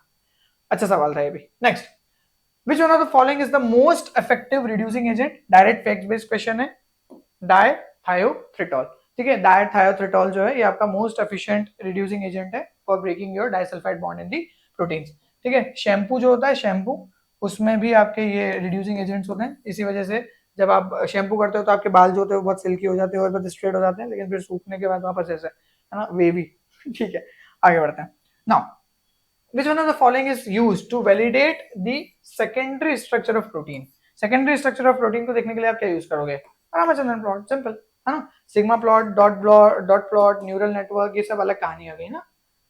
Next, cellulose is a polymer of glucose which is made by, भैया इससे इजी क्वेश्चन कुछ नहीं हो सकता है, बीटा 1,4 लिंकेज, कुछ बताने की जरूरत नहीं है, बट मेरे लिए तुम्हारे पास एक सवाल है, मुझे बताओ अगर मैं यहाँ पे बीटा 1 और अल्फा 2 लिख दूं तो ये कुछ सही स्ट्रक्चर बन रहा है क्या किसी डाइसैकेराइड का? पहला कमेंट ये करना है, क्वेश्चन नंबर लिख के करना है, क्वेश्चन नंबर 42 को कमेंट करना। 1,4 लिंकेज, अब यहाँ पे बीटा लिख दूं तो ये तो तुमको पता चल गया, यहाँ पे अल्फा लिखा हुआ है तो ये इसका आंसर नहीं, ये आंसर इसका यही है। उसके बाद में अल्फा 1,6 लिंकेज अगर लिखा जाए, अल्फा 1,6 लिंकेज, तो ये कहाँ मिलेगा? ये दूसरा आंसर करना है। देखते हैं कितनी तैयारी अपनी है ना, एक आंसर यहाँ करना है, एक आंसर यहाँ पे करना है। चलो आगे बढ़ते हैं। नाउ फ्रेगमेंट दे रखे हैं सेंगर सीक्वेंसिंग एक्सपेरिमेंट से रिलेटेड, ये डीएनए सीक्वेंसिंग का क्वेश्चन है, ऑल्दो ये आगे आना चाहिए था, बट हाँ भाई अब कोई बात नहीं, यहीं सॉल्व कर लो। आपसे बोला गया है 5 प्राइम टू 3 प्राइम हम स्टडी कर रहे हैं, तो GAA TTA होगा, है ना। तो देख एक चीज समझते जा रहे हो कि 3 प्राइम पे आगे बढ़ता जा रहा है। सेंगर सीक्वेंसिंग में मैं समझ रहा हूँ कि तुमको ऑलरेडी पता होगा कि सेंगर सीक्वेंसिंग जब हम यूज करते हैं तो जहां पे हमारा स्टॉप होता है उसका कॉम्प्लीमेंट्री आंसर आता है। तो यहाँ पे मैक्सम गिलबर्ट में क्या होता है कि जो आप सीक्वेंस पढ़ते हो वही आपका आंसर होता है, लेकिन सेंगर सीक्वेंसिंग में क्या होता है कि जो आप आंसर पढ़ते हो उसका दूसरा वाला कॉम्प्लीमेंट्री क्या होता है आपका आंसर होता है। तो इसका कॉम्प्लीमेंट्री आंसर होगा, पहली दिमाग तो ये लगा के रखना था। ये वाली स्टेटमेंट जो नीचे सबसे नीचे फ्रेगमेंट दे रखा है, मैं डायरेक्टली इसको पकड़ूंगा, ये 5 प्राइम टू 3 प्राइम लिखा हुआ है, तो मेरा आंसर जो होगा वो इधर से चल रहा होगा 5 प्राइम और इधर होगा 3 प्राइम, तो ये इस तरफ से G से लिखा हुआ होगा, GA से ऊपर C तक, और इसका अपोजिट मुझे चाहिए आंसर। इसका अपोजिट क्या होगा? अगर यहाँ पे ये 3 प्राइम है तो यहाँ पे 5 प्राइम होगा, और यहाँ पे नीचे 3 प्राइम होगा, तो C के आगे इधर G होना चाहिए और इधर G के आगे C होना चाहिए, मतलब 5 से G होना चाहिए। तो 5 प्राइम से G की अगर अपन बात करें तो कहाँ कहाँ पे दिख सकता है तुमको?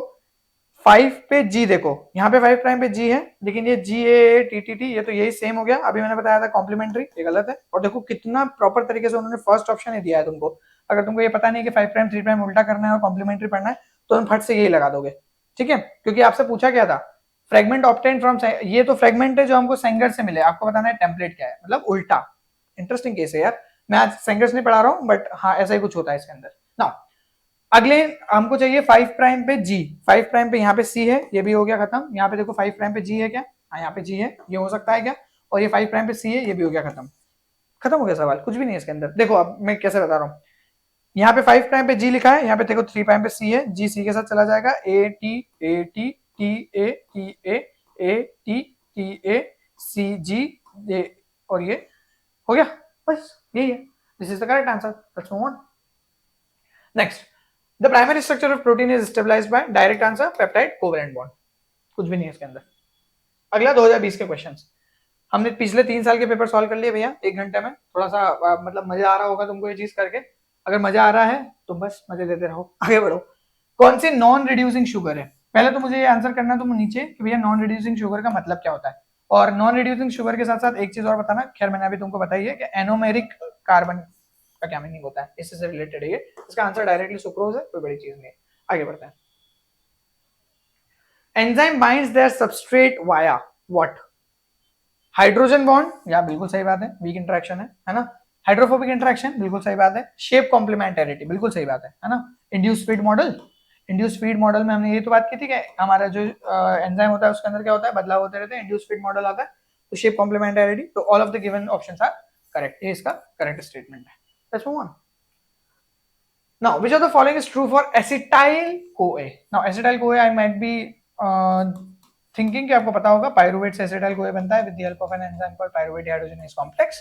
यहाँ से एक CO2 रिमूव होता है, इसके अलावा यहाँ पे कोएंजाइम एक एडिशन होता है, और ये फिर acetyl-CoA आगे TCA में जाता है और आगे जाके आपके कार्बोहाइड्रेट मेटाबॉलिज्म को कैरी फॉरवर्ड करता है। तो it is an acetyl-CoA joint with the form of cobalt, नहीं कोबाल्ट नहीं होता है यहाँ पे। It is an acetyl group, है ना, यहाँ पे एसिटाइल ग्रुप होता है जो कि आपका एक कोएंजाइम से जुड़ा होता है। हाँ बिल्कुल यही सही आंसर है, कोएंजाइम से जुड़ा होता है। Another name for oxaloacetate, no it is not another name. It is a protein, no it is not a protein, it is a coenzyme है, acetate is bounded to it. कौन सा वाला vitamin है जिससे आपका कोएंजाइम में develop होता है, ये भी बता दो, है ना, ये सवाल है, तो कमेंट में भरना पड़ेगा तुमको भैया, मतलब यही तो रिवीजन है फिर। Next, the enzyme used in glucometer to estimate blood glucose level. तो ग्लूकोमीटर्स आपको शायद पता होगा, वो इस तरीके की मशीनें आती है जो यहाँ पे ऐसे टिप करते हैं, फिर थोड़ा खून निकलता है उसमें से, देखती है ग्लूकोज का लेवल क्या है। तो ग्लूकोमीटर्स क्या होते हैं, ये बेसिकली सेंसर्स हैं, ठीक है, these are sensors, bio sensors बोल सकते हो, बट यहाँ पे बायो सेंसर्स में हम लिविंग चीज यूज नहीं कर रहे, सेंसर्स बोलना ही ज्यादा अच्छा रहेगा, है ना। एम्पेरोमेट्रिक, पोटेंशियोमेट्रिक, इसको हम पढ़ेंगे आगे बायो इन्फॉर्मेटिक्स में। अभी हम आ जाते हैं कि क्या आंसर, आइसोमेरेज से देख सकते हो ग्लूकोज का लेवल, नो। ग्लूकोज ऑक्सीडेज, या बिल्कुल this is the correct answer. Hexokinase नहीं, इंसुलिन नहीं, इन सबसे नहीं देख सकते। क्या करता क्या है ग्लूकोज ऑक्सीडेज, जरा इसके लिए समझ लेते हैं।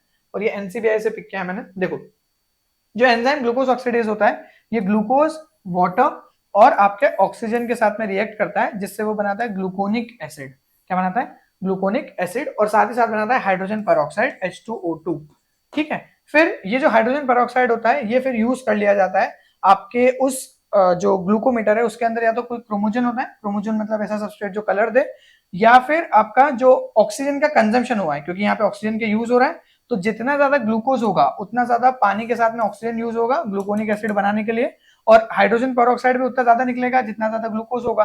तो बेसिक से एक रिएक्शन है, glucose plus water plus oxygen giving gluconic acid plus H2O2 hydrogen peroxide. तो या तो आप ऑक्सीजन के कंजम्पशन लेवल को चेक कर लो, जितना ज्यादा ऑक्सीजन कंज्यूम होगा मतलब उतना ज्यादा ग्लूकोज है, या फिर आप H2O2 के लेवल का कितना इमिशन है या एलिमिनेशन है उसको चेक कर लो। दोनों एक ही बात है, ग्लूकोज जितना ज्यादा उतना ज्यादा ऑक्सीजन यूज्ड, या उतना ज्यादा पेरोक्साइड का रिमूवल। उन दोनों को देख के हम समझ पाते हैं कि अल्टीमेटली हमारा ग्लूकोज कितना है, ग्लूकोमीटर्स ऐसे काम करते हैं। तो ये किसकी वजह से होता है, ग्लूकोज ऑक्सीडेज एंजाइम, ठीक है, समझ में आ गया होगा, ये याद रखना है इसको। नेक्स्ट, एंजाइम काइनेटिक्स में जो एंजाइम कॉन्सेंट्रेशन है उसको डबल कर दिया है, तो Km क्या होगा, Km पे कुछ नहीं होगा, क्यों नहीं होगा, बिकॉज देखो Km जो है, Km आपके हर एक एंजाइम की इनहेरिट प्रॉपर्टी है कि वो कितनी जल्दी किसी सबस्ट्रेट से बाइंड करके उसको प्रोडक्ट में बदल सकता है। स्पीड की बात नहीं कर रहा हूं, बट वो कितनी जल्दी सबस्ट्रेट से बाइंड कर सकता है ना, और उसको प्रोडक्ट में बदल सकता है। तो basically it is a dissociation constant और हर एक एंजाइम का अपना खुद का डिसोसिएशन कांस्टेंट है और अपना खुद की कहानी है। तो केम जो है वो सिंगल एंजाइम के ऊपर डिपेंड करती है, तो आप कितना भी एंजाइम कॉन्सेंट्रेशन रिएक्शन काइनेटिक्स में बढ़ा दो, उससे केम पे कोई फर्क नहीं पड़ेगा, and that's why came does not change. हाँ, अगर Vmax होता तो Vmax डेफिनेटली चेंज, क्योंकि अभी अपन बात करके आए कि Vmax upon ET is equals to क्या होता है, K कैट। तो अल्टीमेटली अगर आपको Vmax की बात करना है तो Vmax इज इक्वल्स टू क्या होता है, K cat which is turnover multiplied by ET। तो टोटल नंबर ऑफ एंजाइम अगर हम बढ़ाएंगे तो Vmax बढ़ना भी वाजिब बात है, क्योंकि वर्कर्स बढ़ गए।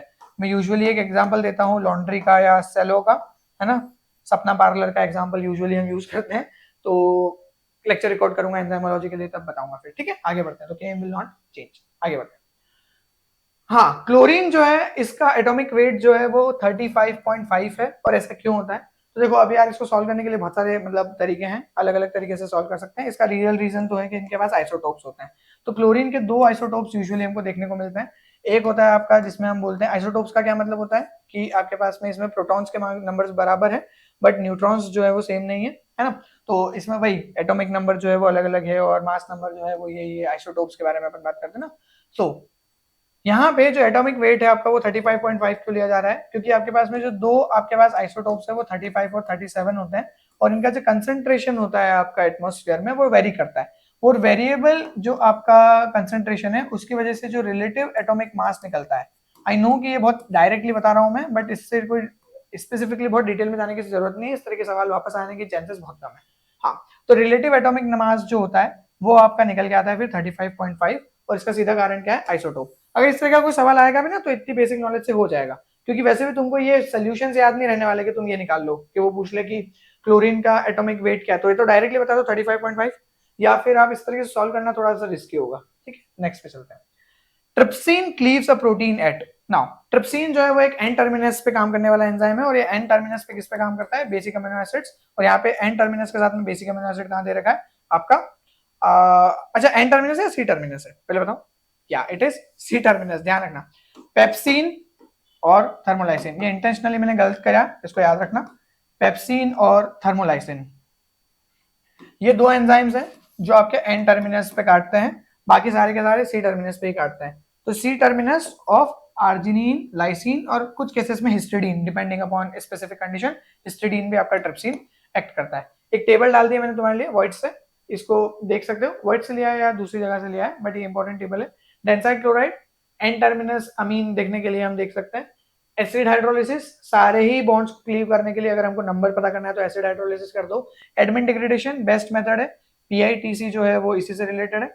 डेंसाइल क्लोराइड में आप डेंसाइल क्लोराइड यूज करते हो, डेंसाइलेशन, है ना। इसके अलावा यहाँ पे सेंगर्स मेथड के बारे में बात नहीं कर रहा है, विच इज डीएनएफबी, डाइनाइट्रोफ्लोरोबेंजीन, वो इंपॉर्टेंट हो जाता है एक और। साइनोजन ब्रोमाइड ये आपकी मिथ्योनिन की सी साइड पे काटेगा, Rn-1 इस तरीके से। ट्रिप्सिन जो है लाइसिन आर्जिनिन पे काटता है, आरएन जो होना चाहिए वो प्रोटीन नहीं होना चाहिए। अभी मैं आरएन वगैरह डिटेल में नहीं बता रहा हूँ, जिन लोगों ने पढ़ रखा है उनके लिए टेबल है, अब डिटेल लेक्चर्स अलग से रिकॉर्ड करेंगे तब देखेंगे, है ना। इस टेबल को करके जाना इंपॉर्टेंट है ये। नाउ अगला क्वेश्चन है, न्यूक्लिक एसिड स्ट्रक्चर्स जो है वो किसके द्वारा स्टेबल किए जाते हैं। कोवेलेंट इंटरेक्शन, नो भैया कोवेलेंट इंटरेक्शन नहीं होता है इसके अंदर। फिर hydrophobic interaction and hydrogen bonding, यही सही आंसर है, अभी बताता हूँ। बेस स्टैकिंग वर्ड पढ़ा है, बेस स्टैकिंग अगर वर्ड पढ़ा है तो कमेंट में मेरे को है ना एक लाइन में इसका आंसर करके बताओ कि बेस स्टैकिंग का मतलब क्या होता है। और हाइड्रोफोबिक इंटरेक्शन बेस स्टैकिंग की वजह से होते हैं, जिसकी वजह से आपके जो हाइड्रोजन बॉन्ड्स होते हैं वो इस तरीके से लीनियर होते हैं। तो ए जो होता है वो लीनियर डबल बॉन्ड हाइड्रोजन का बना पाता है टी के साथ में, और जी जो होता है वो इस तरीके से सीधे तीन बॉन्ड सी के साथ बना पाता है। तो इसका सीधा आंसर हाइड्रोजन बॉन्डिंग और हाइड्रोफोबिक इंटरेक्शन। कोवेलेंट कहीं पे भी नहीं है, हाइड्रोफोबिक इंटरेक्शन अकेला कुछ नहीं कर सकता, है ना। आगे बात करते हैं। A buffer solution contain 10% glucose, 20 millimolar tris and 50 millimolar HCl. Again एक न्यूमेरिकल आ गया है। आपको ऐसा बफर बनाना है जिसके अंदर 10% ग्लूकोज होना चाहिए, ध्यान से सुनना है सवाल। 20 मिलीमोलर ट्रिस होना चाहिए, 50 मिलीमोलर क्या होना चाहिए, HCl होना चाहिए। सुनने में बहुत भारी लग रहा है, सवाल है नहीं। आपको 1 लीटर ऐसा बफर बनाना है और आपके पास स्टॉक सॉल्यूशन दे रखा है, 50% ग्लूकोज का स्टॉक सॉल्यूशन है, 1 मोलर ट्रिस का स्टॉक सॉल्यूशन है, 1 मोलर HCl का सॉल्यूशन है, ठीक है। करेक्ट कॉम्बिनेशन बताना है आपको कि कौन सा वाला कितना उठाओगे ताकि आप प्रॉपर बफर बना सको। तो 1 लीटर मेरे को बफर बनाना है भैया, उस 1 लीटर बफर में मुझे क्या चाहिए, 10% ग्लूकोज होना चाहिए। मतलब 1 लीटर का क्या मतलब हुआ, 1 लीटर का मतलब हो गया 1000 ml, तो 1000 ml में 10% मतलब 100 ग्राम मेरे पास क्या होना चाहिए, ग्लूकोज होना चाहिए, ये डिमांड ना। इसके अलावा 10% ग्लूकोज के साथ साथ में मुझे 20 मिलीमोलर क्या चाहिए, ट्रिस चाहिए। तो 20 मिलीमोलर ट्रिस अगर मुझे बनाना है तो मैं कैसे करूंगा, 1000 ml में 20 मिलीमोलर और 50 मिलीमोलर मुझे चाहिए क्या, HCl। ना है ना, ऑप्शंस को देखो जरा और थोड़ा सा दिमाग लगाओ। स्टॉक सॉल्यूशन क्या दे रखा है, स्टॉक सॉल्यूशन दे रखा है आपको 50% ग्लूकोज वाला स्टॉक सॉल्यूशन है। 50% ग्लूकोज का क्या मतलब है कि अगर कहीं पे 100 ml सॉल्यूशन है आपके पास तो उसके अंदर 50% मतलब 50 ग्राम क्या है, ग्लूकोज है। 50 ग्राम क्या है, ग्लूकोज है, सही है, यही होगा 50% स्टॉक सॉल्यूशन का मतलब 100 ml सॉल्यूशन में 50 ग्राम ग्लूकोज होगा। तो अब इसको देखते जरा, अगर मुझे 1000 ml में 100 ग्राम ग्लूकोज चाहिए, ध्यान से सुनना, अब ये इंटरेस्टिंग केस है, मैं बता रहा हूं कैसे एलिमिनेशन लगाना था, इसके अंदर सॉल्व करने की जरूरत नहीं है। अगर 1000 ml में 100 ग्राम ग्लूकोज चाहिए तो अगर मैं ग्लूकोज ये वाला जो मेरा स्टॉक सॉल्यूशन है इसका 200 ml ले लूं तो 200 ml में अगर 100 ml में 50 ग्राम है तो 200 ml में 100 ग्राम नहीं हो जाएगा क्या, हाँ या ना बताओ। अगर 100 ml में 50 ग्राम ग्लूकोज है तो 200 ml में 100 ग्राम नहीं हो जाएगा। मुझे कितना चाहिए, 100 ग्राम चाहिए कि नहीं चाहिए, तो ग्लूकोज का तो सीधा ही निकल गया, ग्लूकोज कितना चाहिए, 200 ml चाहिए।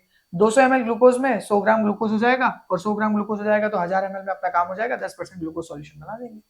Options are the key. अब यहाँ पे लेकिन एक प्रॉब्लम है, दूसरा भी यही सही है, ये तो खत्म हो गए, कोई मतलब का नहीं इनके अंदर। अब देखो थोड़ा दिमाग लगाओ, अब देखो 1 मोलर ट्रिस, 1 मोलर ट्रिस का क्या मतलब है, चलो ये हटा दूं, आई होप ये ग्लूकोज वाला समझ में आ गया होगा, लेट्स रिमूव इट। ट्रिस का समझ लेते हैं, ट्रिस का समझ लोगे तो HCl भी समझ में आ जाएगा। आपको बोला है कि 20 मिलीमोलर ट्रिस चाहिए, 1 मोलर ट्रिस है, इसका मतलब क्या है कि भैया पर लीटर 1 मोलर है, तो 1000 मिलीमोलर ट्रिस हो गया 1000 मिली लीटर में। 1 मोलर ट्रिस मतलब क्या है, 1 मोल पर लीटर, तो अगर मैंने मिली मिली कर दिया दोनों तरफ तो 1000 ml में अगर 1000 मिलीमोलर ट्रिस है, लेकिन मुझे कितना चाहिए, 20 मिलीमोलर चाहिए मुझे, तो यहाँ तो 1000 मिलीमोलर का स्टॉक सॉल्यूशन है, मुझे तो 20 मिलीमोलर चाहिए। तो इसमें से 1000 ml में से अगर मैं 20 ml निकाल लेता हूं तो मुझे 20 मिलीमोलर ट्रिस मिल जाएगा। दिमाग लगाओ थोड़ा, तो ये कि नहीं है, 1 मोलर ट्रिस सोल्यूशन है मतलब 1000 मिलीमोलर ट्रिस है 1000 ml में, तो 1 मिलीमोलर ट्रिस 1 ml में है, तो 20 मिलीमोलर ट्रिस 20 ml में हो गए। तो अल्टीमेटली हमको ट्रिस कितना चाहिए, 20 ml चाहिए, 20 ml ट्रिस से हमारा 20 मिलीमोलर ट्रिस बन जाएगा। अगर तुमको अब ट्रिस समझ में आ गया तो HCl समझाने की जरूरत ही नहीं है। यहाँ पे क्या करो, 1 मिलीमोलर HCl लिखो तो 1000 मिलीमोलर HCl अपन 1000 ml, 50 ml निकाल लो, 50 मिलीमोलर HCl मिल गया आपको, कहानी खत्म हो गई, सिंपल था। देखो ध्यान से, समझना है। चलो आगे बढ़ते हैं, next question. How much sodium hydroxide will you weigh to prepare 0.25 litre of 3m solution. अच्छा, अब इसको सॉल्व करने के लिए आपको ये पता होना चाहिए था कि भैया इसका मोलिकुलर वेट कितना होता है, 40। अगेन मोलैरिटी का क्वेश्चन है और उसी पे अपन इसको सॉल्व करेंगे ना, मोलैरिटी का क्वेश्चन। अच्छा, मोलैरिटी का क्वेश्चन में दिया क्या क्या आपने को, आपसे पूछा गया कितना सोडियम हाइड्रोक्साइड आपको लेना पड़ेगा अगर आपको 0.25 लीटर बनाना है, मतलब 250 ml बनाना है। कितना बनाना है, 250 ml बनाना है 3 मोलर सोल्यूशन का, ठीक है।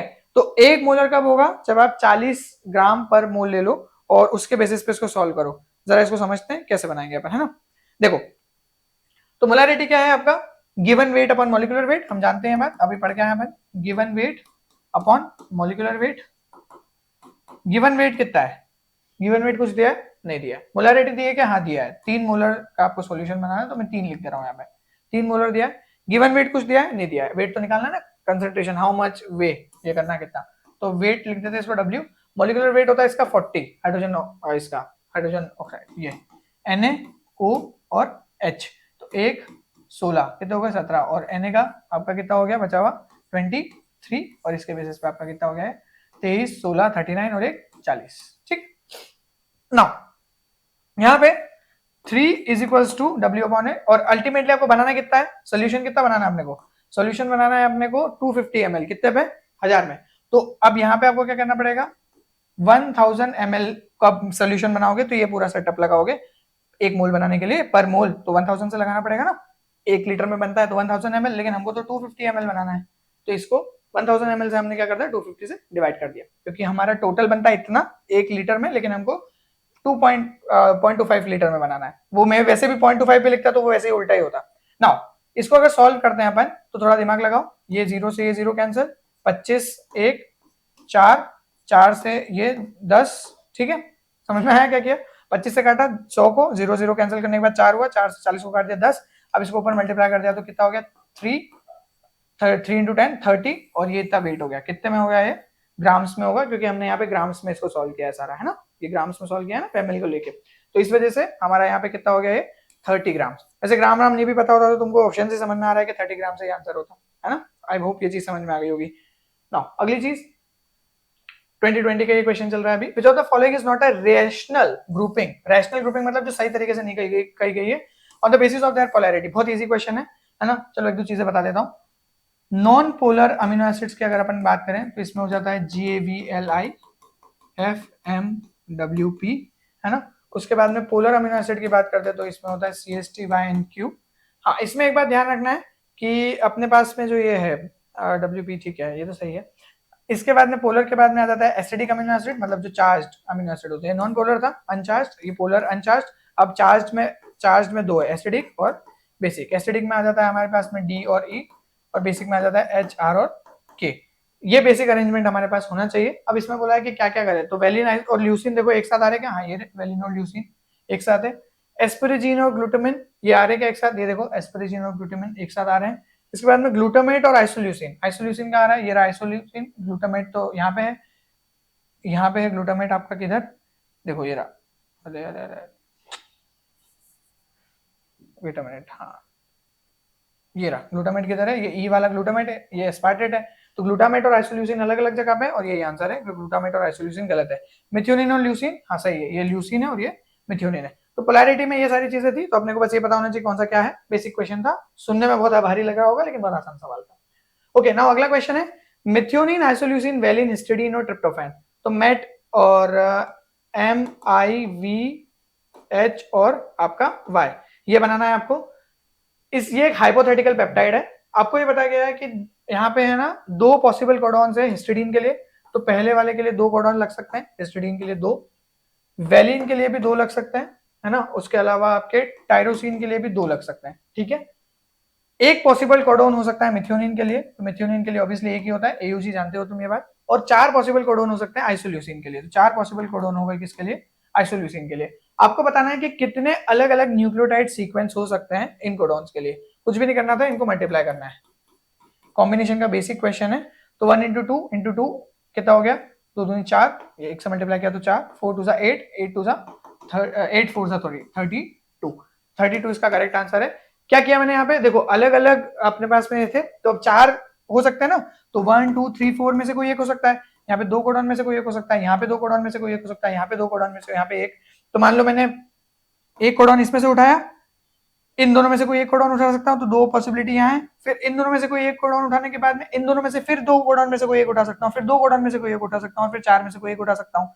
आई बात समझ में? तो पहले 1 2 3 4, पहले चारों के उठा लिए, फिर 1 2 3 4 ये उठा लिया। ऐसे करके अलग अलग कॉम्बिनेशन बनाएंगे तो कितने हो जाएंगे? 32। आई होप समझ में आया होगा। थोड़ा सा जनरल एप्टीट्यूड पे काम करना पड़ेगा, आसान सवाल था ये भी। Now choose the correct order in terms of pK. Now this is not an easy question, first and foremost thing, बस तुमको बस इतना ध्यान रखना है कि जितना स्ट्रॉन्ग एसिड होगा, ये एक ट्रिक बता दे रहा हूं, उतना ही कम उसका क्या होगा? डिसोसिएशन कांस्टेंट होगा, और वो उतने कम पीएच पे डिसोसिएट हो जाएगा। क्योंकि जितने कम पीएच पे वो डिसोसिएट होगा उतना फास्ट वो अपना प्रोटॉन डोनेट करेगा।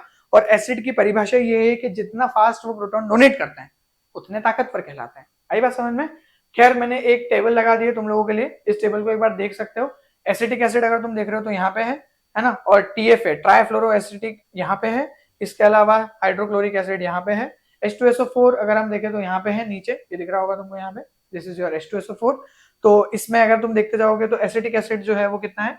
4.76। उसके बाद में ये है 0.25। तो यहाँ पे देखो एसिटिक एसिड जो है उसका सबसे ज्यादा, तो कहाँ पे ज्यादा है? ये तो गलत ही हो गया ऑप्शन। यहाँ पे एसिटिक एसिड ज्यादा है, TFS है, यहाँ पे भी ज्यादा है, ये हो सकता है, ये हो सकता है, ये हो सकता है। उसके बाद में HCl और H2SO4, तो यहाँ पे थोड़ा सा ध्यान देना पड़ेगा। H2SO4 का क्या है?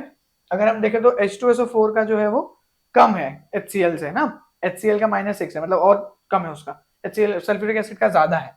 कौन सा ऑप्शन होगा? देखो सल्फ्यूरिक एसिड का ज्यादा है जिसमें, और HCl का कम है, ये रहा फोर्थ ऑप्शन। आई बात समझ में? तो एसिटिक एसिड का सबसे ज्यादा, फिर उससे कम TFA का, उससे कम आपका HCl का, और HCl जो है वो H2SO4 से भी कम है। तो फोर्थ ऑप्शन जो इसका करेक्ट ऑप्शन है। ठीक है, चलो आगे बढ़ते हैं। नेक्स्ट नेक्स्ट क्वेश्चन क्या है हमारे पास में? सेल्यूलोज, वापस से रिपीटेड क्वेश्चन है, बीटा 1,4 लिंकेज कहां गया? ये रहा, सिंपल क्वेश्चन था। नेक्स्ट, अमीनो एसिड जिसके अंदर लीस्ट प्रेफरेंस दी जाएगी कि वो किसी क्वाड्रेंट को ले। तो भैया पहले तो रामचंद्रन प्लॉट के बारे में आपको बेसिक आइडिया हो गई होगा जहां तक मुझे समझ है ना? यहाँ पे आप फाई एंगल लेते हो, यहाँ आप साई एंगल लेते हो, यहाँ पे आप जीरो एंगल लेते हो, यहाँ आप जीरो एंगल लेते हो, यहाँ पे आप प्लस का 180 लेते हो, यहाँ पे आप माइनस का 180 लेते हो, और फिर आप अलग अलग तरीके के यहाँ पे बनाते हो कॉलेजन, और यहाँ पे सारी की चीजें, यहाँ पे आप बनाते हो लेफ्ट हैंडेड हेलिक्स, यहाँ पे आप बनाते हो राइट हैंडेड थोड़ा इधर बना दिया, थोड़ा यहाँ पे होता है राइट हैंडेड। इस तरीके से हम सेटअप बनाते हैं सारा का सारा, anti parallel, parallel, proline, glycine और वो सारी चीजें। तो बेसिक चीज ध्यान रखना है कि फॉरबिडन एरिया मतलब बहुत ही कम जिसको एरिया मिलेगा वो होगा आपका प्रोलीन का। प्रोलीन का जो है फॉरबिडन एरिया सबसे ज्यादा, मतलब कुछ ही ऐसी जगह है जहाँ पे प्रोलीन आपको देखने को मिलेगा। और मैक्सिमम अलाउड एरिया का मतलब जहां जहां पे आपको दिख जाए वो अमीनो एसिड, वो होगा ग्लाइसिन का। ग्लाइसिन छोटा है, बहुत सारी अलग अलग जगह में दिख सकता है, तो इसी वजह से इसका जो मेजर आंसर है, ऐसा अमीनो एसिड जिसकी कोई प्रेफरेंस नहीं है इन पूरे क्वाड्रेंट्स में। तो ग्लाइसिन का अगर तुम क्वाड्रेंट देखोगे ना, पॉलीग्लाइसिन का, तो कुछ ऐसा देखने को मिलेगा, तो वो सारे क्वाड्रेंट्स में देखने को मिलता है, and that's why the correct answer is glycine. Again बहुत बेसिक क्वेश्चन है, लेकिन इतना इजी नहीं है, basic things are not easy, हाँ ध्यान रखना। Next, which of the following amino acid most likely to disturb an alpha helix? बहुत ही इजी सवाल, डायरेक्ट प्रोलीन, बाकी कुछ दिमाग नहीं लगाना है। अच्छा ये भी बता देता हूं, चलो इसको ऐसे याद रखो, पी, पहले इसको याद रखो, DEHRK, ओके,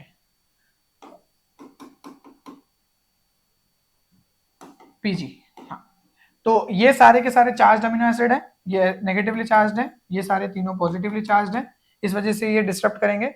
इनकी जो साइड चेन है बड़ी है, एरोमेटिक है, तो बल्कि साइड चेन होने की वजह से ये है। और ये जो है ये आपका क्या करेगा? स्टीयरिक हिंड्रेंस कॉज करेगा, क्योंकि इसकी जो साइड चेन है वो इस तरीके से टंगी पड़ी ऊपर, और ग्लाइसिन जो है वो बहुत छोटा है, तो ये सारे हेलिक्स ब्रेकर्स है। हेलिक्स फॉर्मर की अगर बात की जाएगी तो VALI, वाली, ये आपके क्या है? हेलिक्स फॉर्मर्स है। देखो वेलिन जो है इधर आ रहा है ना? उसके अलावा आर्जिनिन और लाइसिन जो है ये भी आपके हेलिक्स को ब्रेक करते हैं, लेकिन यहाँ पे क्या पूछा गया है? Most likely, not which will disrupt. तो मोस्ट लाइकली का आंसर हमेशा क्या होगा? प्रोटीन होगा। लेट्स मूव ऑन आगे। अब beta sheet rich structure of prion protein.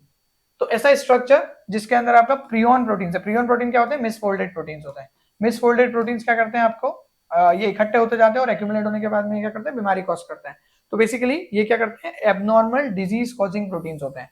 कुछ एग्जांपल इसमें याद रखो, जैसे कुरू डिजीज पता होगी अपने को, है ना? कुरू डिजीज ये हमारे अंदर दिक्कत देती है, कुरू KURU, इसके बारे में पढ़ना। और याद रख सकते हो तुम इसके अंदर क्रूज-फ्रेड जैकोब सिंड्रोम, है ना? इसकी स्पेलिंग हो सकता है मैं गलत लिख दूं, बट देख सकते हो इसको, क्रूज CRUIZFEILDT, आई थिंक ये क्रूज-फ्रेड जैकोब सिंड्रोम। तो ये ह्यूमंस में है और ये कैटल्स में। Next, 2 amino acid side chain with negatively, यहाँ पे मैं बार बार बता चुका हूँ ऑलरेडी, एस्पार्टेट और ग्लूटामेट। कहाँ है? ये रहा, एस्पार्टेट और glutamate, negatively charge acidic amino acid. अगली आपको कंपैरिजन करना है हीमोग्लोबिन और मायोग्लोबिन के स्ट्रक्चर में, और आपको बताना है कि क्या बेस्ट होगा। Now this is a very interesting question, आसान नहीं था ये क्वेश्चन। देखो, अगर आपको कंपैरिजन करना है हीमोग्लोबिन और मायोग्लोबिन के स्ट्रक्चर में, तो पहली चीज तो ध्यान रखना है कि इनके प्राइमरी स्ट्रक्चर्स अलग अलग हैं। डेफिनेटली इनके प्राइमरी स्ट्रक्चर्स अलग अलग हैं। हीमोग्लोबिन में अल्फा और बीटा की अगर अपन बात करें तो 141 अमीनो एसिड्स होते हैं, इसमें 146 अमीनो एसिड्स होते हैं। ये क्रोमोसोम नंबर 16 से कोड होता है, और ये क्रोमोसोम नंबर 11 से कोड होता है, ध्यान रखना है ना, अल्फा और बीटा। सही है। नाउ मायोग्लोबिन की अगर बात की जाए तो मायोग्लोबिन का मेरे को बताओ कौन से क्रोमोसोम पे मायोग्लोबिन का जीन है? ये मेरे को नहीं पता, सच में नहीं पता। बताओ जरा। और दूसरी चीज, इसके अंदर कितने अमीनो एसिड होते हैं? तो इनके अंदर 153 अमीनो एसिड होता है। तो इसीलिए प्राइमरी स्ट्रक्चर तो डेफिनेटली अलग है। तो डिफरेंट प्राइमरी स्ट्रक्चर यहाँ पे सही है, सिमिलर प्राइमरी गलत है, सिमिलर प्राइमरी गलत है, डिफरेंट प्राइमरी यहाँ पे सही है। लेकिन डिफरेंट प्राइमरी स्ट्रक्चर होने के साथ साथ में टर्शियरी स्ट्रक्चर इनका बहुत ज्यादा सिमिलर होता है। जैसा मायोग्लोबिन का चेन होता है ना, इस तरीके से, अब ऑब्वियसली बनेगा नहीं वो पूरी तरीके से, उसके अंदर फिर आपका हिस्टिडीन होता है, जिसकी वजह से आपका E8, और इस तरीके से हम बोलते हैं कि यहाँ पे वो हीम लगा हुआ है, और फिर वो हीम जो है वो अपनी प्लेन में ऊपर नीचे करता है जब ऑक्सीजन से और बाइंड होता है और डिसोसिएट होता है। तो exactly similar tertiary structure but different primary structure, correct answer. आसान सवाल नहीं था ये, टफ क्वेश्चन है, वॉइड पड़ी होगी तो लेकिन बन जाएगा। अब अपन आ गए 2019 पे भैया। 2019 की अगर अपन बात करें तो major difference between hormone that have intracellular receptor and those that have cell membrane receptor. तो इसमें क्या होगा, फॉर्मर जो इंट्रासेलुलर रिसेप्टर है, मतलब क्या बोल रहा है वो, एक सेल है यहाँ पे उसका रिसेप्टर होना चाहिए, तो हार्मोन जो अंदर घुस जाए, कौन घुस पाएगा, स्टेरॉयडल हार्मोन। और स्टेरॉयडल हार्मोन क्यों घुस पाएंगे, क्योंकि ये क्या है, हाइड्रोफोबिक बैरियर को क्रॉस कर सकते हैं। ये यहाँ नहीं आना चाहिए था वैसे क्वेश्चन, सेल बाइफर्केशन है, कोई बात नहीं। तो क्या है, आपके हाइड्रोफोबिक होते हैं वो हार्मोन्स, इसलिए वो मूव कर पाते हैं और उनका इंट्रासेलुलर रिसेप्टर होता है। अगला क्वेश्चन है आपके पास में, a bacterial cell culture growing in a media containing active radioactive sulphur would incorporate the radio labelled in the tetrapeptide. जिसके अंदर सल्फर कंटेनिंग होगा। सल्फर कंटेनिंग कौन कौन सा होता है, सिस्टीन एंड मेथियोनिन। देख लो कहाँ कहाँ पे सिस्टीन एंड मेथियोनिन है, इसमें है क्या, नहीं है, इसमें है, नहीं है, इसमें है, नहीं है, इसमें है, ये रहा सिस्टीन एंड मेथियोनिन। सिंपल, बहुत इजी क्वेश्चन था। पहले के पेपर थोड़ा इजी थे। Now competitive inhibition of an enzyme can be reduced by, अब ये चीज बहुत अगेन वापस बहुत इजी, सबस्ट्रेट कंसंट्रेशन को बढ़ा के आप इनहिबिटर को क्या कर सकते हो, क्योंकि कंपटीशन चल रहा है दोनों के लिए, एक्टिव साइट के लिए पढ़ा होगा ना, एंजाइम के एक्टिव साइट के लिए दोनों मर पड़ रहे हैं, सबस्ट्रेट भी मर रहा है और इनहिबिटर भी मर रहा है। तो अगर सबस्ट्रेट बहुत ज्यादा बढ़ा दोगे तो प्रोबेबिलिटी उसकी ज्यादा हो जाएगी जुड़ने की, और इनहिबिटर जो होगा उसका जो इफेक्ट है वो कम हो जाएगा, और इसीलिए increasing the substrate concentration will obviously reduce the effect of inhibitor. Next, pH of 0.001 molar HCl solution. यार ये ना नेट में भी बहुत पूछते हैं ये वाला सवाल, तो ये pH का क्वेश्चन सॉल्व कर लेना, बता दे रहा हूँ कैसे सॉल्व करना। देखो pH का क्या मतलब होता है, it is potential of hydrogen और पावर ऑफ हाइड्रोजन, और ये हमेशा क्या होता है, minus log of concentration of proton. यहाँ पे हमको कितना दे रखा है कंसंट्रेशन ऑफ प्रोटॉन, देखो 0.001 मोलर HCl दे रखा है, मतलब 1 लीटर में 0.001 आपके पास में प्रोटॉन है, HCl डिसोसिएट होगा तो H प्लस कितने आएंगे, 0.001 आएंगे, और Cl माइनस भी इतने आएंगे। यहाँ पे माइनस लॉग रख दिया अपन ने, डायरेक्ट H प्लस कॉन्सेंट्रेशन 0.001, और माइनस लॉग किस पे, बेस 10 पे चलेगा ये। तो इसके बेसिस पे अगर हम इसको सॉल्व करते हैं तो ये कितना हो जाएगा, ये आपका हो जाएगा, इसको अगर मैं लिखना चाहूँ तो 10 टू द पावर -3, तो minus log 10 to the power -3, और इसको जब हम सॉल्व करते हैं तो यहाँ पे लॉग का वैल्यू लगेगा a to the power b, और इसमें अगर हम इसको सॉल्व करते हैं लॉग अंदर लेके जाएंगे तो ये क्या हो जाएगा, इट विल बी -3, इधर बाहर आएगा तो ये हो जाएगा प्लस का 3 लॉग 10, और लॉग 10 की वैल्यू क्या होती है 1, तो इसका आंसर कितना हो जाएगा 3। इसका पीएच कितना हुआ, 3 हुआ। मैं बहुत डिटेल में नहीं लेके जा रहा हूँ अभी, आई नो कि एकदम से समझ में नहीं आया होगा, जिसने पहली बार देखा होगा उसको तो हो सकता है क्या चल रहा है ये, बट अगर ये सवाल नहीं बनते हैं तो ज्यादा परेशान होने की जरूरत नहीं है, हमारे पास बहुत ऑप्शन है बेटा, ठीक है। एक सवाल नहीं बन रहा, 2 सवाल नहीं बन रहे तो उससे कोई फर्क नहीं पड़ता। Next, the pK of the acetic acid. अभी मैंने तुमको बताया था पीके का मतलब क्या है, जितना ज्यादा स्ट्रॉन्ग एसिड होगा उतना उसका क्या होगा, कम पीएच पे पीके मतलब डिसोसिएशन होगा। तो पीके क्या होता है, जिसपे आपका टाइट्रेशन जो है वो बराबर हो जाए, मतलब स्पीशी ए जो है, सपोज करो कि ए जो है उसको आप टाइट्रेट कर रहे हो और वो बी में बन रही है, तो जब ए की और बी की कंसेंट्रेशन बिल्कुल इक्वल हो जाती है, उस पीएच के पॉइंट को हम क्या बोलते हैं, पीके, मतलब 50% of the titration has been done.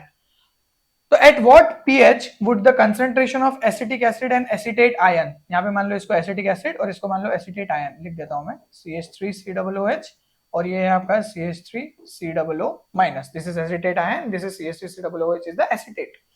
किस पे ये दोनों बराबर होंगे, अभी तो बताया पीके पे बराबर होंगे, तो इसी का यही आंसर है, इसलिए डी आंसर। पीएच कौन से पीएच पे, 4.76। ये इतना इजी क्वेश्चन था लिटरली। नेक्स्ट, अरे भैया चलो ना आगे। हाँ, proteins can act as an excellent buffer because of. अच्छा, अब देखो जहां पे आपका प्रोटीन क्यों एक्ट कर पाते हैं, क्योंकि जहां पे इनका ये पीके की वैल्यू होती है, जैसे मैं यहाँ पे मान लो OH इक्विवेलेंस रख देता हूँ, यहाँ पे मैं पीएच रख देता हूँ, जैसे जैसे OH बढ़ाते जाओगे पीएच बढ़ता जाएगा, क्योंकि आप बेसिक बढ़ते जा रहे हो ना, इतना एग्जैक्टली नहीं होता है, थोड़ा ऐसे। तो जहां पे इनका ये पीके की वैल्यू होती है, जैसे मान लो पीके है, इससे थोड़ा इस तरफ और थोड़ा इस तरफ, ये इनकी बफरिंग रेंज होती है, क्योंकि यहाँ पे ये बहुत अच्छा amino acids act as a buffer, क्योंकि वो जहां पे उनका पीके होता है उससे थोड़ा इधर और थोड़ा इधर, ये पीएच को बहुत ज्यादा डिस्टर्ब नहीं होने देते हैं। एंड दैट्स व्हाई हमारे पास एक क्वेश्चन है कि प्रोटीन्स जो है वो एक्सीलेंट बफर की तरह क्यों एक्ट करते हैं। सीधा आंसर पहले ऑप्शन देखो, the wide range of pK values of side chains found with in the proteins help them. Side chain कौन कौन सी, साइड चेन में ध्यान रखना 5 अमीनो एसिड है जिनकी साइड चेन का ध्यान रखना है, DE जिसके अंदर हमको एक एक्स्ट्रा COOH मिल जाता है, और HRK जिसमें हमको एक एक्स्ट्रा NH3 पॉजिटिव मिल जाता है। तो ये दोनों जो आयोनाइजेशन ग्रुप अलग से मिल जाते हैं, जिसकी वजह से हमारे पास में और डिसोसिएट करने या एसोसिएट करने की कैपेसिटी आ जाती है। जब बहुत ज्यादा बेस डालते हैं तो ये अपना H+ दे के बोलते था कि भैया हम तो एसिड है, और बफरिंग हो जाती है। जब बहुत ज्यादा एसिड डालते हैं तो ये NH3 पॉजिटिव जो है इसके अंदर हमारा चेंजेस होते हैं और अल्टीमेटली क्या करता है, ये उसको पकड़ लेता है। तो डिसोसिएशन मतलब ये डीप्रोटोनेट होने के लिए और ये प्रोटोनेट होने के लिए और फिर ये डीप्रोटोनेशन प्रोटोनेशन चलते हुए आपके पास में क्या होता है, एक अच्छा बफर सिस्टम डेवलप हो जाता है। ध्यान रखना हिस्टिडीन जो है, हिस्टिडीन ये आपकी बॉडी में एक इंपॉर्टेंट बफर सिस्टम बनाने के लिए रिस्पॉन्सिबल है। इस पे सवाल आया हुआ है और ऐसा क्यों है, क्योंकि इसका जो पीके वैल्यूज है वो बहुत ज्यादा फिजियोलॉजिकल पीएच के पास में है, 6.8 समथिंग कुछ है इसका पीके वैल्यू। ठीक है, तो इस वजह से क्लोज रहता है, तो इस वजह से हम इसको यूज करते हैं। कभी क्वेश्चन आ सकता है आगे। अगला सवाल, अ कैटलिस्ट, बहुत इजी क्वेश्चन है यार, क्या बताऊं इसके अंदर, it reduces the activation energy of the reaction. Catalyst enzyme kinetics में हम पढ़ते हैं ना, रिएक्शन की एक्टिवेशन एनर्जी को ड्रॉप करता है। बहुत बेसिक है, मैं एक्सप्लेन नहीं करना चाहता इसको। नेक्स्ट, चाहता मतलब ऐसा नहीं कि आता नहीं है, बट चाहने का मतलब है कि जरूरत नहीं है।